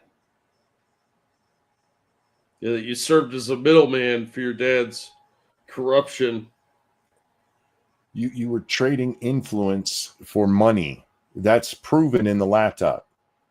The degenerate part, I mean, we all know about that. There's other stuff that's questionable, like whether or not you were banging Obama's underage daughter. That's not proven, but there's some decent speculation there, Jack. Yeah. About you banging underage people, there's some pretty good evidence of that. But when it comes to the actual election and why it matters is the selling of influence. And this is another place where he dodges. We know that this was his laptop. It wasn't stolen from him. He took it to have it repaired, and his high ass forgot about it and never came back for it. So the guy who owns it takes possession, and he looks at it and he goes, fuck. And he calls the FBI who take it. Yeah. But he was smart enough to make backup copies of it. Yeah, and if he hadn't, this would have gotten buried faster than you could say Epstein client list. And his niece too, right? Yes, there's some very questionable stuff about him and his niece. Yes. Don't worry. I mean, he fucked her mom, so why not? Apple doesn't fall Or far from the what you- pedo tree. Right? It's okay. They were just showering together. Call the laptop. So everybody has a laptop. So when they say Hunter Biden's laptop, what is it that they're talking about? Really? You know, Jack, I know every time you've ever brought up the Hunter Biden laptop, I have to stop you and go, which laptop are you talking about? Well, he did lose more than one of them, to be fair. Nobody has ever asked, though, which one when the Hunter laptop comes up. Everybody knows which one. But he's trying to play it. Look, everybody's got a laptop. Your hate facts. He actually said that everybody has a laptop. So which laptop are you talking about? Well, probably not mine, Hunter. When they say the Hunter Biden laptop, they're probably not talking about Ranting Monkey's laptop. Are they, though? God damn. And this motherfucker is going to let him get away with that stupid shit. I guarantee it. Well, duh. This motherfucker gets millions of views. I don't know how. You know? Well, I know that your entire iCloud was connected to it. All of your personal text messages, private photos, all that kind of stuff. Like everybody's laptop. Yeah. Okay, And so you My left it- laptop is not connected to a cloud. Oh, God, no. Mine's not either. Fuck that. I don't use Google Drive. I don't use any of that shit where anybody can get to my. You actually have to break into my computer to get my shit. I don't even let my phone instantly upload my pictures to the cloud. No, fuck Yeah, that. me either. Just like everybody. No. it with a repair shop owner who, for some reason, gave it to Rudy Giuliani. Not exactly sure how that's legal. He just You abandoned it, you tard. Okay, two things. One, for some reason, gave it to Rudy. He tried giving it to major media. He gave it to the New York Times. He gave it to, I believe, even the Post. He did to Washington Post. And they all sat on it. So he eventually reached out to somebody who knew Rudy, who reaches out to Rudy, and that's how it gets to him. Yeah, maybe, I don't know, pay your bills? And exactly what you pointed out, what Dangerous says there, it's legal because it was his at that point. It's in the agreement for the repairs. that if it's abandoned and you don't pick it up after a certain amount of time, it becomes mine. And once it's his, he can do whatever the fuck he wants with it, dummy. I don't know how that's legal. Then you're a retard. Yeah. Which I think he's shown over and over that he is. He hasn't even talked that much, and I already think less of him than I do of Hunter. At least Hunter can blame crack, homie.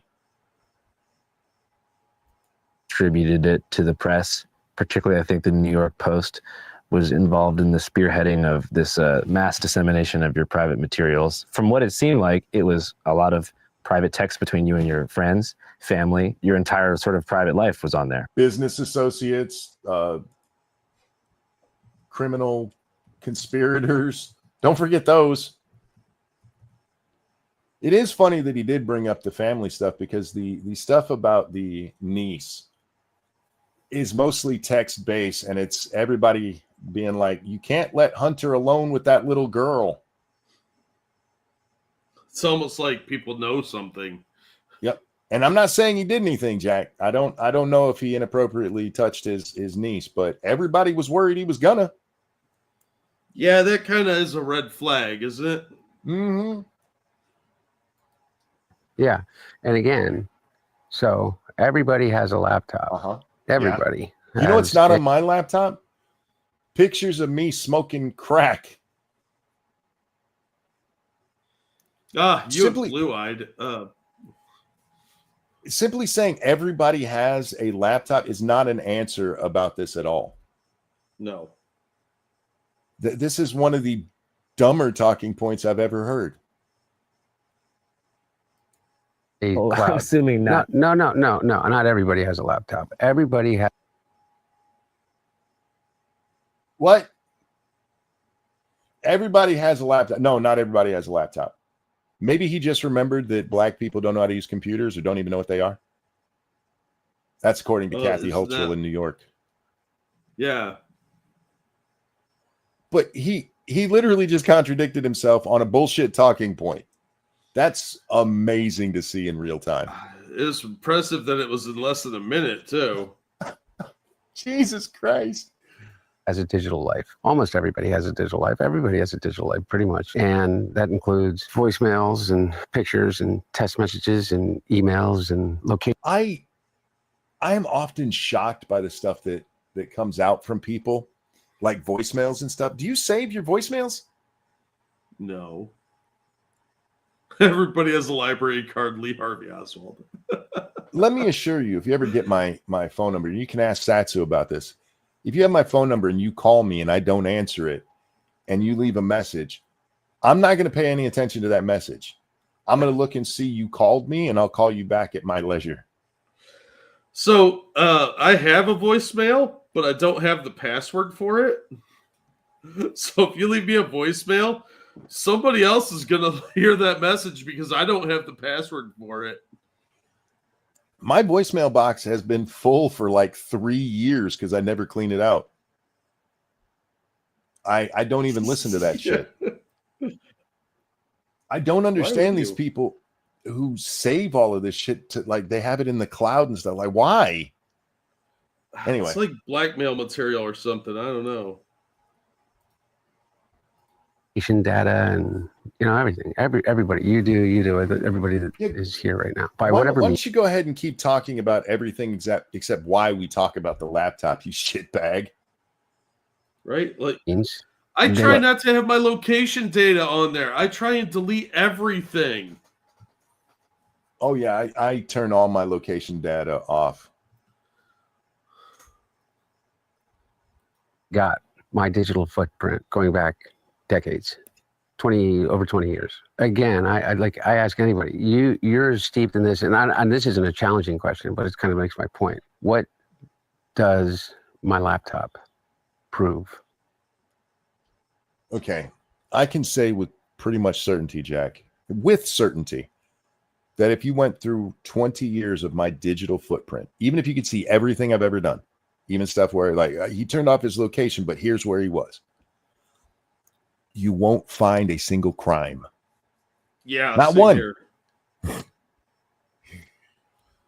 I don't run around committing About- crime. You were taking pictures of yourself smoking crack, dummy. About criminality or anything other than what I had already readily admitted to, completely transparent about, is You were completely transparent about your relative saying you couldn't be left alone with your niece. I must have missed a news story. I think there's a lot of news stories we missed if this is the case. You were completely open and transparent about 10% for the big guy? Because I feel like I missed that one before this all broke too. It's a hell of an admission, you know? Right? my drug addiction. Well, I'm trying to remember specifically what the most radical conspiracies that I heard. I think that a lot of Let's talk about the radical conspiracies instead of what's actually in the fucking thing. I'm done with this guy. That's it. I should have known based on the rest of the shit that they were saying that he wasn't actually going to take this part seriously. Why would he? But yeah, why you're supposedly being this news for the people, Jack. He's the biggest independent. How does he? I forget how he described himself. The biggest independent real news organization out there. Something to that effect is what he calls himself. And instead of asking, but if you're calling yourself like, oh, go ahead. Instead of calling it, if you call yourself something like News for the People, that sounds like commie propaganda. So then he's right on track. If you're gonna do that, instead of ask him what the whole 10% for the big guy was, because that is a message that because he didn't write that one. Somebody else wrote it was his uncle, right? Yeah, I think so. Ask him about the actual stuff that's in there. You don't have to go down the conspiracy road. In fact, as a news person, you should be avoiding something that you know is provably false. You don't need to talk about that. All that is to make it look like the actual stuff that's in there. You shouldn't pay any attention to. Look, it's just him smoking crack. There's nothing else in there that you really need to pay any attention to. You are a horrible piece of shit, Mr. Channel 5 News. And I hope bad things happen to you. I hope an illegal moves into your house and takes all your shit. Oh, gets squatters' rights and everything. And then smokes crack on top of all of it while pooping on your mom's head. And with that, we're going to wrap this one up. Jesus Christ, Jack. This was... I got offended and annoyed and angry at what this idiot was saying. That's why I did the show. But then they just go on and it gets worse and worse. And I'm afraid to watch the rest of it. Because I think it's going to give me a fucking stroke. Probably should be. I'm going to stroke out watching this shit.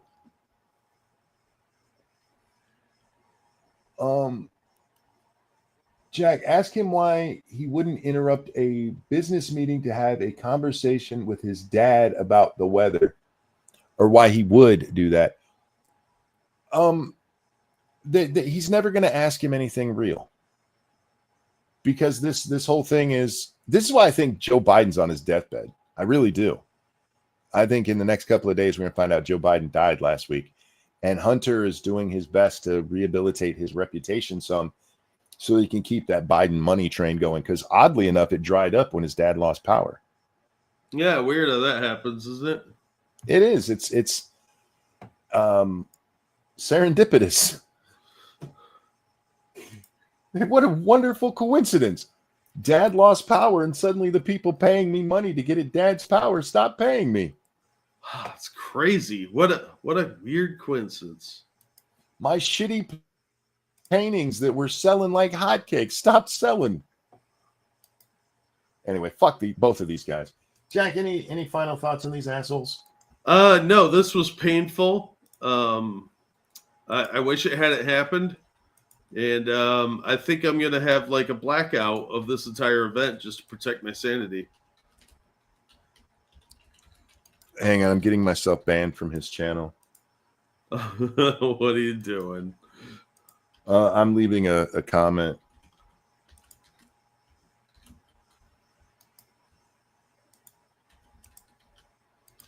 I'm just asking. I told him that Hunter has crack as an excuse. What's his excuse for being a degenerate asshole?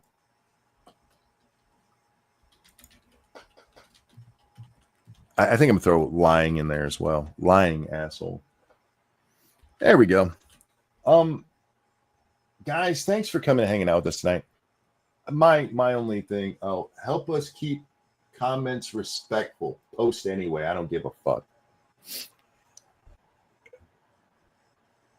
My only closing thought on this is that this man doesn't deserve any redemption arc.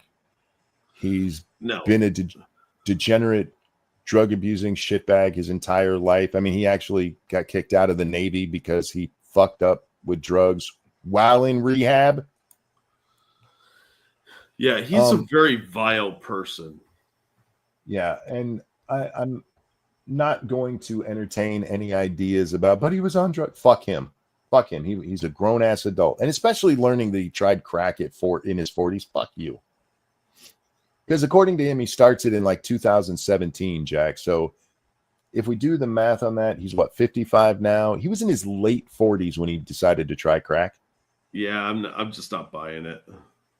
I mean, 55, we're in what, 25? That's 8 years ago, which puts him at 47 when he decides to randomly go into a park and run into an old friend who happens to be selling crack. You don't get redemption if you don't own up. Okay? That's the rules. Redemption is earned, and it takes a lot of work. He's not in anywhere near redemption. And Channel 5, I'm going to be keeping an eye on you because I think you may be going to make me wealthy one day. You are bad at your job. You're a horrible piece of shit, and you need to stop lying to people and trying to make them feel bad for criminals. And whoever's dressing you at the group home isn't doing a very good job. I bet the YouTube erased that message already. They probably did. I mean, he's got it set up so it pops up if you use a bad word to be like, are you sure? Fuck you. You said a no word that's been disallowed. The police of Vice and Virtue will be knocking on your door soon. Yeah, come watch this where I called you a faggot and see how you feel. Because you are. And I don't mean you suck dick. I mean, you're a faggot, dude. Ladies and gentlemen, thanks for coming and hanging out with us. Thank you so much for the donations. You guys are awesome. We really, really do appreciate it. Jack, anything you want to chill out today? I just dropped some links a minute ago to some cool videos. My review of Point of Terror has hit 832 views. So thank you to everybody that watched that one. Thanks guys for all the support you give us, all the donations, much appreciated. You guys are awesome. And I say it every time, but you are beautiful people because no uggos come to this chat. For reasons I can't explain, I was looking up the Willow TV show today. On purpose? Yeah. Oh, okay. Did you get to see any of it? I saw one episode and I was like, I don't know what's happening here. This is a thing that exists out there. It was so bad that Disney took it off of their service. That's how bad it was. They were like, fuck. Yeah, they took a couple of shows. If you go read about it, you read about how well received it was. And especially, I read the Wikipedia article. That's one of the first ones that I read. And I was like, wait, this doesn't sound right. And then you go look at like the audience scores from Rotten Tomatoes or whatever, and they're way higher than what that show got and deserved. But then I found this article where it was announced that they were canceling Willow, and there was an update. This is from well over a year ago now. This is back in 2023. And the update was the showrunner being like, it didn't get canceled. We just don't know when we're going to do more, and we've released all the actors to go do other stuff. Yeah, it totally didn't get canceled. It totally didn't get canceled. But if you go read about it, it's talked about as though it was this great thing when it was an abomination to what the original was. Yeah, the original movie was great. It was fun. Yeah, instead it was girl power, go lesbians, men suck. Is what I mean.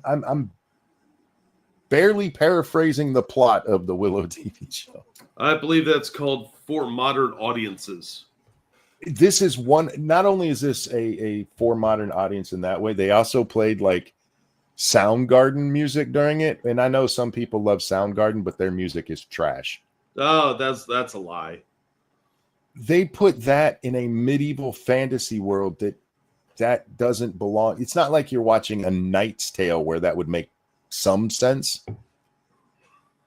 I mean, this was done in the original Willow's done in the traditional fantasy sense. You have classical music playing over it. And they're like, nope, kick in the rock and roll. This will be hip with the kids. It was the whole thing was bad from start to finish, but if you go read about it, it's like, no, it was really good. Like, huh? All right, I guess. No point there. It was shocking to read that on a show that was so bad they pulled it from the service. It had only been out for like 5 months when they pulled it from the service. They're like, people are still seeing this and we can't be responsible for that. Well, I doubt anybody was watching it and they're like, oh, we need the server space. Well, according to the metrics that we can get, when it first comes out, it was wildly popular for a week. Yeah, because for one episode. Yeah, that happens with shows. You know, like it gets a big buildup so people tune in, but that doesn't mean it has lasting staying power. Yeah. I just the rewriting of such recent history. It was disturbing to me. Control the language, guys. Control everything. Thank you for being here, guys. A pleasure as always, Jack. Always glad to be here. Take care of yourselves, guys. We love you, and we'll see you on the next one. Bye, everybody. I've been too brain damaged from that to sing.